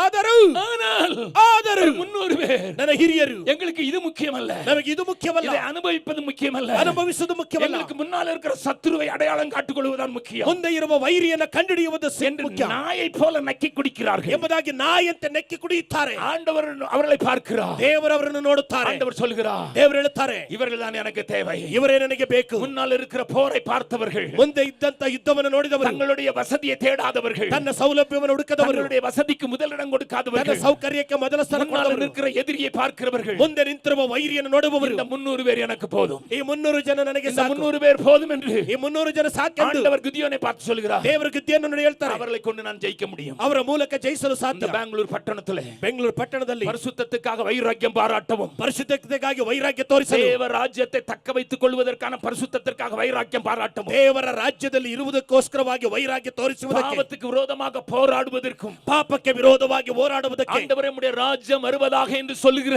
ದೇವರೇ ನಿಮ್ಮ ರಾಜ್ಯ ಬರಲಿ ಎಂಬುದಾಗಿ ஒரு ಹೇಳುವ வாலிபர் கூட்டம் தேவை, ಯೌವನ ಗುಂಪು ಬೇಕು, ஒரு முதியவர் கூட்டம் தேவை, ವಯಸ್ಸಾದವರ ಗುಂಪು ಬೇಕು, ஒரு சகோதரர் சேவை, ಸಹೋದರರು ಬೇಕು, ஒரு சகோதரி தேவை, ಸಹೋದರಿ ಬೇಕು, ஒரு தாய் தேவை. ಒಬ್ಬ ತಾಯಿ ಬೇಕು. தேவன் அந்த கூட்டங்களில் அதை கேட்க ದೇವರ வந்திருக்கிறார். ಗುಂಪಿನಲ್ಲಿ ಇದನ್ನು ಕೇಳಲು என்னுடைய ಬಂದಿದ್ದಾರೆ. ರಾಜ್ಯ வர வேண்டும் என்று ஜெபிக்கிறாய் அல்லவா? ನನ್ನ ರಾಜ್ಯ ಬರಲಿ ಎಂಬುದಾಗಿ ಪ್ರಾರ್ಥಿಸ್ತೀಯಲ್ಲವಾ? ಗಮನಿಂಗ. ಚೆನ್ನಾಗಿ ಗಮನಿಸು, அவனுக்கு ஒன்று தெரியும். ಅವನಿಗೆ ಒಂದು ಗೊತ್ತು, பிரிவினையை கொண்டு வந்து விட்டால் ವಿಂಗಡಣೆ ತಂದ್ರೆ அது எப்படி நடக்க முடியும்? ಅದು ಹೇಗೆ ನಡೆಯುತ್ತದೆ? என் வேதம் சொல்கிறது. ಸತ್ಯವೇದ ಹೇಳುತ್ತದೆ. மத்தேயு எழுதின சுவிசேஷம் ಮತ್ತಾಯನ ಸುವಾರ್ತೆ 12வது அதிகாரம் 12ನೇ ಅಧ್ಯಾಯ. இயேசு சொன்ன ஒரு வார்த்தையை வாசிக்கிறேன். ಯೇಸು ಹೇಳಿದ ಮಾತನ್ನು ಓದುತ್ತೇನೆ. 12வது அதிகாரத்தில் 12ನೇ ಅಧ್ಯಾಯದಲ್ಲಿ இயேசு 3 காரியங்களை சொல்கிறார். ಯೇಸು 3 ಕಾರ್ಯವನ್ನು ಹೇಳುತ್ತಾನೆ. 25வது வசனம் 25ನೇ ವಾಕ್ಯ. தனக்கு தானே விரோதமாய் பிரிந்திருக்கிற எந்த ராஜ்யமும் பாழாய்ப்போம். ತನಗೆ ತಾನು ವಿಂಗಡವಾಗಿರುವ ಯಾವ ರಾಜ್ಯವು ಹುಟ್ಟದ ಹಾಳಾಗುವುದು. தனக்கு தானே விரோதமாய் பிரிந்திருக்கிற எந்த பட்டணமும் நிலை நிற்க மாட்டாது. ತನ್ನಲ್ಲಿ ಭೇದ ಹುಟ್ಟಿಸುವ ಯಾವ ಪಟ್ಟಣವು ನೆಲೆಗೊಳ್ಳುವುದಿಲ್ಲ. எந்த வீடு நிலைக்க மாட்டாது. ಯಾವ ಮನೆ ನೆಲೆಗೊಳ್ಳುವುದಿಲ್ಲ. அது உன்னுடைய வீடாயிருக்கலாம், ಅದು ನಿನ್ನ ಮನೆಯಾಗಬಹುದು, உன்னுடைய பட்டணமாயிருக்கலாம், ಪಟ್ಟಣವಾಗಬಹುದು, ರಾಜ್ಯமாயிருக்கலாம், ರಾಜ್ಯವಾಗಿರಬಹುದು. பிரிவினை அதை செய்து விடும் என்று ஆண்டவர் எச்சரிக்கிறார். ವಿಂಗಡಣೆ ಅದನ್ನು ಮಾಡುತ್ತದೆ ಎಂಬುದಾಗಿ ದೇವರು ಎಚ್ಚರಿಸುತ್ತಾನೆ. சத்தியவேதம் சொல்கிறது. ಸತ್ಯವೇದ ಹೇಳುತ್ತದೆ. ஒரு வசனத்தை மாத்திரம் வாசித்து முடிக்க விரும்புகிறேன். ಒಂದು ವಾಕ್ಯ ಓದಿ ಮುಗಿಸಲು ಬಯಸುತ್ತೇನೆ. 1 கொரிந்தியர் 1 ಕೊರಿಂಥ 6வது அதிகாரம் 6ನೇ ಅಧ್ಯಾಯ 9வது வசனமும் 9ನೇ ವಾಕ್ಯ 10வது வசனமும் 10ನೇ ವಾಕ್ಯ. வேதம் சொல்லுகிற காரியத்தை பாருங்கள். ಸತ್ಯವೇದ ಹೇಳುವ ಕಾರ್ಯವನ್ನು ನೋಡಿ. அநியாயக்கார தேவனுடைய ராஜ்யத்தை சுதந்தரிப்பதில்லை என்று அறிவீர்களாக. ಅನ್ಯಾಯಗಾರರು ದೇವರ ರಾಜ್ಯಕ್ಕೆ ಬಾಧ್ಯಸ್ಥವಾಗುವುದಿಲ್ಲ ಎಂಬುದನ್ನು ತಿಳಿದಿರಲಿ. ವಂಚಿக்கப்படாதிருங்கள். ಮೋಸ ಹೋಗಬೇಡ್ರಿ. வேசி மார்க்கத்தாரும், ಚಾರರು, விக்கிரகாராதனைக்காரரும், ವಿಗ್ರಹಾರಾಧಕರು, விபச்சாரக்காரரும், ವ್ಯಭಿಚಾರಿಗಳು, சுய புணர்ச்சிக்காரரும், ವಿಠರು, ஆண் புணர்ச்சிக்காரரும், ಪುರುಷಗಾಮಿಗಳು, திருடரும், ಕಳ್ಳರು, பொல்லாசைக்காரரும், ಲೋಭಿಗಳು, வெறியரும், ಕೊಡಿಕರು, உதாசீனரும், ಬೈಯುವವರು, கொள்ளைக்காரரும் ಸುಲುಕೊಳ್ಳುವವರು தேவனுடைய ராஜ்யத்தை சுதந்தரிப்பதில்லை. ದೇವರ ರಾಜ್ಯಕ್ಕೆ ಬಾಧ್ಯವಾಗುವುದಿಲ್ಲ. நன்றாய் கவனியுங்கள். ಚೆನ್ನಾಗಿ ಗಮನಿಸಿ. 19வது அதிகாரத்திலே 19ನೇ ಅಧ್ಯಾಯದಲ್ಲಿ அவர்கள் சூழ்ந்து கொண்டு ಅವರು ಸುತ್ತಿಕೊಂಡು அந்த மனிதனோடு நாங்கள் ஹோமோசெக்சுவல் பண்ண வேண்டும் என்று ಈ சொல்கிறார்கள். ಮನುಷ್ಯನೊಂದಿಗೆ ಹೋಮೋಸೆಕ್ಸುವಲ್ ಮಾಡಬೇಕನ್ನುತ್ತಾರೆ. ஆனால் அந்த மனிதனோ ಆದರೆ ಮನುಷ್ಯನು தன்னுடைய மறுமனையாட்டியை வெளியே தள்ளி விடுகிறான். ತನ್ನ ಉಪಪತ್ನಿಯನ್ನು ಮುಂದೆ ತಳ್ಳುತ್ತಾನೆ. இன்றைக்கு நடக்கிற கேங் ரேப் நடக்கிறது. ಇವತ್ತು ಗ್ಯಾಂಗ್ ರೇಪ್ ನಡೀತಾ ಇದೆ. அன்றைக்கே நடந்து விட்டதையா? ಅಂದೇ ನಡೆದು ಬಿಟ್ಟಿದಯ್ಯ. யாரிடத்திலே? ಯಾರ ಬಳಿ? தேவ ஜனங்களிடத்திலே, ದೇವ ಜನರ ಬಳಿ, பிரித்த ஜனங்களிடத்திலே, ದೇವರು ಇಟ್ಟ ಜನರಲ್ಲಿ. அவள் சாகும் வரை அவளோடு கூட அவர்கள் செய்திருக்கிறார்கள். ಅವರು ಸಾಯುವ ತನಕ ಅವರೊಂದಿಗೆ ಮಾಡಿದ್ದಾರೆ. செத்து போனவளை ಸತ್ತು ಹೋದವಳಾಗಿ துண்டமாக வெட்டி ತುಂಡು ತುಂಡಾಗಿ ಕತ್ತರಿಸಿ ஒவ்வொரு கோத்திரத்துக்கு அனுப்புகிறார். ಒಂದೊಂದು ಗೋತ್ರಕ್ಕೆ ಕಳಿಸುತ್ತಾರೆ. பெரிய யுத்தமே ஆரம்பிக்கிறது. ದೊಡ್ಡ ಯುದ್ಧವೇ ಪ್ರಾರಂಭವಾಗುತ್ತದೆ. இன்னைக்கு ஆண்டவர் உன்னை பார்த்து கேட்கிறார். ಎಂದು ದೇವರು ನಿನ್ನನ್ನು ನೋಡಿ ಕೇಳುತ್ತಾರೆ. என்னுடைய சபையின் நடுவிலே நான் உலாவுவதற்கு தடையாக, ನನ್ನ ಸಭೆಯ ಮಧ್ಯದಲ್ಲಿ ಚಲಿಸುವುದಕ್ಕೆ ಅಡ್ಡಿಯಾಗಿ இருக்கிற இத்தனை காரியங்களும், ಇರುವ ಇಷ್ಟು ಕಾರ್ಯಗಳು, இத்தனை காரியங்களும் ಇಷ್ಟು ಕಾರ್ಯಗಳು அகற்றப்பட வேண்டுவதற்கு, ನೀಗಿಸಲ್ಪಡುವುದಕ್ಕೆ ஒரு மார்ட்டின் ಲೂಥராக நான் எழும்ப விரும்புகிறேன். ಮಾರ್ಟಿನ್ ಲೂಥರ್ ಆಗಿ ಎದ್ದೇಳಲು ஒரு ಬಯಸುತ್ತೇನೆ. சீர்திருத்தவாதியாக எழும்ப ಒಂದು விரும்புகிறேன். ತಿದ್ದುಪಾಟಿನ ವಾದಿಯಾಗಿ ಎದ್ದೇಳಲು ஒரு ಬಯಸುತ್ತೇನೆ. பரிசுத்தத்துக்கு வைராக்கியம் பாராட்டுகிற ஒரு கூட்டத்தை எழுப்ப விரும்புகிறேன். ಪರಿಶುದ್ಧ ವೈರಾಗ್ಯವನ್ನು ತೋರಿಸುವ ಗುಂಪನ್ನು ಎಬ್ಬಿಸಲು உயிர் ಬಯಸುತ್ತೇನೆ. போனாலும் சரி பாவத்துக்கு விரோதமாக எழும்புகிறவனாக விரும்புகிறேன் ಏನಾದರೂ ಸರಿ ಪಾಪಕ್ಕೆ ವಿರೋಧವಾಗಿ ನಿಲ್ಲುವ ಮನುಷ್ಯನಾಗುತ್ತೇನೆ என்று ஒரு சிறு கூட்டத்தை தேவன் தேடி வந்திருக்கிறார். ಎಂದು ಚಿಕ್ಕ ಗುಂಪನ್ನ ದೇವರು ಹುಡುಕಿ ಬಂದಿದ್ದಾರೆ. தேவன் தேடி வந்திருக்கிறார். ದೇವರು ಹುಡುಕಿ ಬಂದಿದ್ದಾರೆ. ஒருவேளை உங்களுக்கு பயமா இருக்கலாம். ಒಂದು ವೇಳೆ ನಿಮಗೆ ಭಯವಾಗಿರಬಹುದು. ஒருவேளை இவர் சொல்லுவதெல்லாம் நடக்குமோ என்று நினைக்கலாம். ಒಂದು ವೇಳೆ ಹೇಳುವುದೆಲ್ಲ ನಡೆಯುತ್ತದೆ ಎಂಬುದಾಗಿ ಹೇಳಬಹುದು. வேதத்தின் அடிப்படையில் சொல்கிறேன். ಸತ್ಯವೇದದ ಆಧಾರದಲ್ಲಿ தேவ ಹೇಳುತ್ತೇನೆ. ராஜ்யம் வருவதாக என்று சொல்கிற நீயும் நானும் ದೇವರ ರಾಜ್ಯ ಬರಲಿ ಎಂಬುದಾಗಿ ಹೇಳುವ ನೀನು ನಾನು பரிசுத்தத்துக்கு வைராக்கியம் பாராட்டித்தான் ஆக வேண்டும். ಪರಿಶುದ್ಧತೆಗೆ ವೈರಾಗ್ಯ ತೋರಿಸಿ ஏனென்றால் பரிசுத்த குலைச்சல் வந்தால் தான் இது நொறுக்கப்படும் என்று சத்துரு அறிந்திருக்கிறார். ಪರಿಶುದ್ಧತೆ ಒಲೆ ಉಂಟಾದಾಗ ಇದು ಮುರಿಯುತ್ತದೆ ಎಂಬುದಾಗಿ ಶತ್ರು ತಿಳಿದಿದ್ದಾನೆ. சட்டத்தின் வாயிலாக, ಆ ಕಾನೂನಿನ ಮೂಲಕ, அரசியல் வாயிலாக, ಸರ್ಕಾರದ ಮೂಲಕ, அதிகாரத்தின் வாயிலாக ಅಧಿಕಾರದ ಮೂಲಕ அவன் உன் பிள்ளையை குருடாக்குகிறான். ನಿನ್ನ ಮಗುವನ್ನ ಕುರುಡು ಮಾಡುತ್ತಿದ್ದಾನೆ. என்னுடைய வீட்டுக்குள் அசுத்தம் வராது. ನನ್ನ ಮನೆಯಲ್ಲಿ ಅಶುದ್ಧ ಬರುವುದಿಲ್ಲ. என்னுடைய சபைக்குள்ளே அசுத்தம் வராது. ನನ್ನ ಸಭೆಯಲ್ಲಿ ಅಶುದ್ಧ ಬರುವುದಿಲ್ಲ. என் வீட்டுக்குள்ளே அசுத்தத்தை அனுமதிக்க மாட்டேன் ಮನೆಯಲ್ಲಿ ಅಶುದ್ಧತೆಯನ್ನು ಅನುಮತಿಸುವುದಿಲ್ಲ என்று சொல்லுகிற ஒரு கூட்டத்தை தேவன் எழுதியிருக்கிறார். ಎಂದು ಹೇಳುವ ಗುಂಪನ್ನ ದೇವರು ಎಬ್ಬಿಸಿದ್ದಾರೆ. நான் உங்களுக்காக ஜெபிக்க விரும்புகிறேன். ನಿಮಗಾಗಿ ಪ್ರಾರ್ಥಿಸಲು நீங்கள் ಬಯಸುತ್ತೇನೆ. கண்களை மூட வேண்டிய அவசியம் இல்லை. ಕಣ್ಣುಗಳನ್ನು ಮುಚ್ಚಬೇಕಾದ ஐயா ಅವಶ್ಯಕತೆ ಇಲ್ಲ. ஜெபக்குமார் எங்களுக்கு விளங்கி விட்டது. ಅಯ್ಯ ಜಬಕುಮಾರ್ ನಮಗೆ தேவ ಅರ್ಥವಾಯಿತು. ராஜ்யம் ஸ்தாபிக்கப்பட வேண்டும் என்றால் ದೇವರ ರಾಜ್ಯ ಸ್ಥಾಪನೆ ಆಗಬೇಕಾದರೆ தேவனை நம்புகிற ஒரு கூட்டம் மாத்திரமல்ல, ದೇವರನ್ನು ನಂಬುವ ಗುಂಪು ಮಾತ್ರ தேவனை ಅಲ್ಲ, துதிக்கிற ஒரு கூட்டம் மாத்திரமல்ல, ದೇವರನ್ನು ಸ್ತುತಿಸುವ ಬಿಡು ಗುಂಪು ಅಲ್ಲ, பரிசுத்தத்துக்கு எழுந்து நிற்கிற ஒரு பெரிய கூட்டம் வேண்டும். ಪರಿಶುದ್ಧತೆಗೆ ಎದ್ದು ನಿಲ್ಲುವ ಗುಂಪು ಬೇಕು. அதற்கு என்னை தருகிறேன், ಅದಕ್ಕೆ ನನ್ನನ್ನು என் ಕೊಡುತ್ತೇನೆ, குடும்பத்தை தருகிறேன், ಕುಟುಂಬವನ್ನು என்னுடைய ಕೊಡುತ್ತೇನೆ, காரியங்களை தருகிறேன் என்று ಕಾರ್ಯವನ್ನು சொல்கிறவர்கள் ಕೊಡುತ್ತೇನೆ ಎಂಬುದಾಗಿ ಹೇಳುವವರು வலது கையை தூக்கி ನಿಮ್ಮ காண்பித்தார். ಬಲಗೈಯನ್ನು ಎತ್ತಿ நாம் ತೋರಿಸಿದರೆ தேவனை நோக்கி கூப்பிட போகிறோம். ದೇವರನ್ನು ನೋಡಿ ಕರೆಯುತ್ತೇನೆ. ஹalleluya, ಹಲ್ಲೆಲೂಯಾ, ஹalleluya, ಹಲ್ಲೆಲೂಯಾ. இம்மைக்காக மாத்திரமல்ல, ಇದವತ್ತಿನಗಾಗಿ ಮಾತ್ರ என் ಅಲ್ಲ, ஆண்டவர் வைத்திருக்கிற இன்ப கானானுக்காக, ನನ್ನ ದೇವರು ಇಟ್ಟಿರುವ ಇಂಪಾದ என் ஆண்டவர் ಕಾರಣಕ್ಕಾಗಿ, வைத்திருக்கிற அந்த இன்ப ராஜ்யத்திற்காக, ದೇವರು ದೇವರು ಇಟ್ಟಿರುವ ಉತ್ತಮ ರಾಜ್ಯಕ್ಕಾಗಿ, தீங்கு செய்யாதவர்கள் இருக்கிற அந்த ராஜ்யத்துக்காக, ಕೇಡು ಮಾಡದವರು ಇಲ್ಲದ ರಾಜ್ಯಕ್ಕಾಗಿ என்னை ஒப்புக் கொடுக்கிறேன் என்று சொல்கிறவர்கள் ನನ್ನನ್ನು ಒಪ್ಪಿಸಿಕೊಡುತ್ತೇನೆ ಅನ್ನುವವರು கிட்டத்தட்ட சகல பேரும் கையை ಹೆಚ್ಚು வைத்திருக்கிறீர்கள். ಕಡಿಮೆ ಎಲ್ಲರೂ ಕೈ ಎತ್ತಿದ್ದೀರಿ. கையை தூக்கினவர்கள் அப்படி எழுந்து ಕೈ நிற்கலாம். ಎತ್ತಿದವರು ಹಾಗೆ ಎದ್ದು ನಿಲ್ಲೋಣ. தேவன் உங்களோடு கூட பேசுகிறார். ದೇವರು ನಿಮ್ಮ ಸಂಗಡ தேவ ಮಾತಾಡುತ್ತಿದ್ದಾರೆ. சத்தத்தை நீங்கள் கேட்கிறீர்கள். ದೇವರ ಸ್ವರವನ್ನು ಕೇಳುತ್ತೀರಿ. தேவன் தனக்கொன்று ராஜ்யத்தை ஸ்தாபிக்கிறதற்கு ದೇವರು ತನಗಾಗಿ ರಾಜ್ಯ ಸ್ಥಾಪಿಸಲು மீட்டுக்கொண்ட கூட்டமாக, ನಿಲ್ಲಿಸಿದ ಗುಂಪಾಗಿ, விடுதலையாக்கப்பட்ட கூட்டமாக, ಬಿಡುಗಡೆ ಹೊಂದಿದ ಗುಂಪಾಗಿ, பரிசுத்தத்திற்காக வைராக்கியம் பாராட்டுகிற கூட்டமாக, ಪರಿಶುದ್ಧತೆಗಾಗಿ ವೈರಾಗ್ಯ ತೋರಿಸುವ ಗುಂಪಾಗಿ, பரிசுத்தத்தை உயர்த்தி பிடிக்கிறவர்களாக, ಪರಿಶುದ್ಧತೆಯನ್ನು ಮೇಲಕ್ಕೆ ಇರುವವರಾಗಿ, எல்லா எங்கிலும் பரிசுத்தம் என்று எழுதுகிற கூட்டமாக, ಎಲ್ಲ ಪರಿಶುದ್ಧತೆ ಎಂಬುದಾಗಿ ಬರೆಯುವ ಗುಂಪಾಗಿ, ஆண்டவருக்காக நிற்பதற்கு ஒரு கூட்டம் இங்கே உண்டு. ஆண்டவரே, ದೇವರಿಗಾಗಿ ನಿಲ್ಲುವ ಒಂದು ಗುಂಪು ಇಲ್ಲಿ ಇದೆ. தேவரே கண்ணோக்கி பார்வீராக. ದೇವರೇ ಕಣ್ಣು ನೋಡು. இந்த ಮುನ್ಸಿಪಲ್ ಗ್ರೌಂಡ್ல, ಈ ಮುನ್ಸಿಪಲ್ பெங்களூர் பட்டணத்தில், ಬೆಂಗಳೂರು ಪಟ್ಟಣದಲ್ಲಿ நீர் விரும்புகிற, ನೀನು ಬಯಸುವ, நீர் சிநேகிக்கிற, ನೀನು ಸ್ನೇಹಿಸುವ பரிசுத்தத்திற்காக, ಪರಿಶುದ್ಧತೆಗಾಗಿ எழும்புகிற பினகாசுகள் உண்டு. ಎದ್ದೇಳುವ ಪಿನಹಾಸಿದ್ದಾರೆ. நின்று நிற்கிற பினகாசுகள் உண்டு. ಎದ್ದೇಳುವ ಪಿನಹಾಸಿದ್ದಾರೆ. இவர்களை பாரும் ஆண்டவரே. ಇವರನ್ನು ನೋಡು ದೇವರೇ. இவருடைய பயத்தை எடுத்து போடுவீராக. ಭಯವನ್ನು ತೆಗೆದಾಕು. எதிர்காலத்தில் வரப்போகிற ஆபத்தை இவர்கள் பார்க்கட்டும். ಭವಿಷ್ಯದಲ್ಲಿ ಬರುವ ಅಪಾಯವನ್ನು ನೋಡಲಿ. இந்த நகரத்தை பிடித்திருக்கிற அசுத்தத்தை பார்க்கட்டும். ಈ ನಗರವನ್ನು ಹಿಡಿದಿರುವ ಅಶುದ್ಧತೆಯನ್ನು ನೋಡಲಿ. இந்த ராஜ்யத்தை பிடித்திருக்கிற அசுத்தத்தை பார்க்கட்டும். ರಾಜ್ಯವನ್ನು ಹಿಡಿದಿರುವ ಅಶುದ್ಧತೆಯನ್ನು ನೋಡಲಿ. இந்த தேசத்தை பிடித்திருக்கிற அசுத்தத்தை பார்க்கட்டும். ದೇಶವನ್ನು ಹಿಡಿದಿರುವ ಅಶುದ್ಧತೆಯನ್ನು ನೋಡಲಿ. ஆண்டவரே, ದೇವರೇ, இவர்கள் மேல உம்முடைய வல்லமை இறங்கு பண்ணுவீராக. ಇವರ ಮೇಲೆ ನಿನ್ನ ಬಲವನ್ನು ಸುರಿಯ ಮಾಡು. இவர்களுக்குள்ள ஒரு பக்தி வைராக்கியத்தை கட்டளையிடுவீராக. ಇವರಲ್ಲಿ ಭಕ್ತಿ ವೈರಾಗ್ಯವನ್ನು ಹೆಚ್ಚಿಸು. இரண்டு கரங்களையும் துயர்த்தி சொல்லுவோம். ಎರಡು ಕೈಗಳನ್ನು ಎತ್ತಿ ಹೇಳೋಣ. ஒன்று சேர்ந்து நாம் துதிப்போம். ಒಂದು ಸೇರಿ ಸ್ತುತಿಸೋಣ. சாத்தானை மிதிப்போம். ಸೈತಾನನನ್ನು ತುಳಿಯೋಣ. தேசத்தை சுதந்தரிப்போம். ದೇಶವನ್ನು ஒன்று ಸ್ವತಂತ್ರಿಸೋಣ. சேர்ந்து நாம் துதிப்போம். ಒಟ್ಟಾಗಿ ಸ್ತುತಿಸೋಣ. சாத்தானை மிதிப்போம். ಸೈತಾನನನ್ನು ತುಳಿಯೋಣ. தேசத்தை சுதந்தரிப்போம். ದೇಶವನ್ನು ಸ್ವತಂತ್ರಿಸೋಣ என்று சொல்கிற ஒரு கூட்டம் ஆண்டவரே ಎಂದು ಹೇಳುವ ಗುಂಪು ಒಂದು ಇದೆ. எல்லாரும் சேர்ந்து கரங்களை தட்டி நன்றாக பாட போகிறோம். ಎಲ್ಲರೂ ಸೇರಿ ಚಪ್ಪಾಳೆ ಹೊಡೆದು ಜೋರಾಗಿ ಹಾಡೋಣ. ஒன்று சேர்ந்து நாம் துதிப்போம். ಒಂದು ಸೇರಿ ಸ್ತುತಿಸೋಣ. சாத்தானை மிதிப்போம். ಸೈತಾನನ ತುಳಿಯೋಣ. இந்த தேசம் பரிசுத்தமாவதற்கு, ದೇಶ ಪರಿಶುದ್ಧಗೊಳ್ಳುವುದಕ್ಕೆ, அவருடைய பரிசுத்த வசனம் எழுதப்படுவதற்கு, ಅವರ ಪರಿಶುದ್ಧತೆ ವಾಕ್ಯ ಬರೆಯಲ್ಪಡುವುದಕ್ಕೆ, முறைகேடுகள், ಕ್ರಮ ನೀತಿಗಳು, மதிகேடுகள், ಮತಿಹೀನತೆ, அவலட்சணங்கள், அருவருப்புகள் ಅಸಹ್ಯ அனைத்தும் அணைக்கப்பட்டு போவதற்காக, ಎಲ್ಲವೂ ನಾಶವಾಗುವುದಕ್ಕಾಗಿ ஒரு பரிசுத்த சந்ததியை எழும்ப போகிறோம். ಪರಿಶುದ್ಧ ಸಂತತಿಯಾಗಿ ಎದ್ದೇಳುತ್ತೇವೆ. ஒன்று சேர்ந்து நாம் துதிப்போம், சத்தானை மீதிப்போம், தேசத்தை சுதந்தரிப்போம். ஒன்று சேர்ந்து நாம் துதிப்போம், சத்தானை மீதிப்போம், தேசத்தை சுதந்தரிப்போம். நம் இயேசு நல்லவர், ஒருபோதும் கைவிடா, ஒரு நாளும் விலகிடா. நம் இயேசு நல்லவர், ஒருபோதும் கைவிடா, ஒரு நாளும் விலகிடா. அதிகாரம் உண்டு, எதற்கும் பயமில்லை.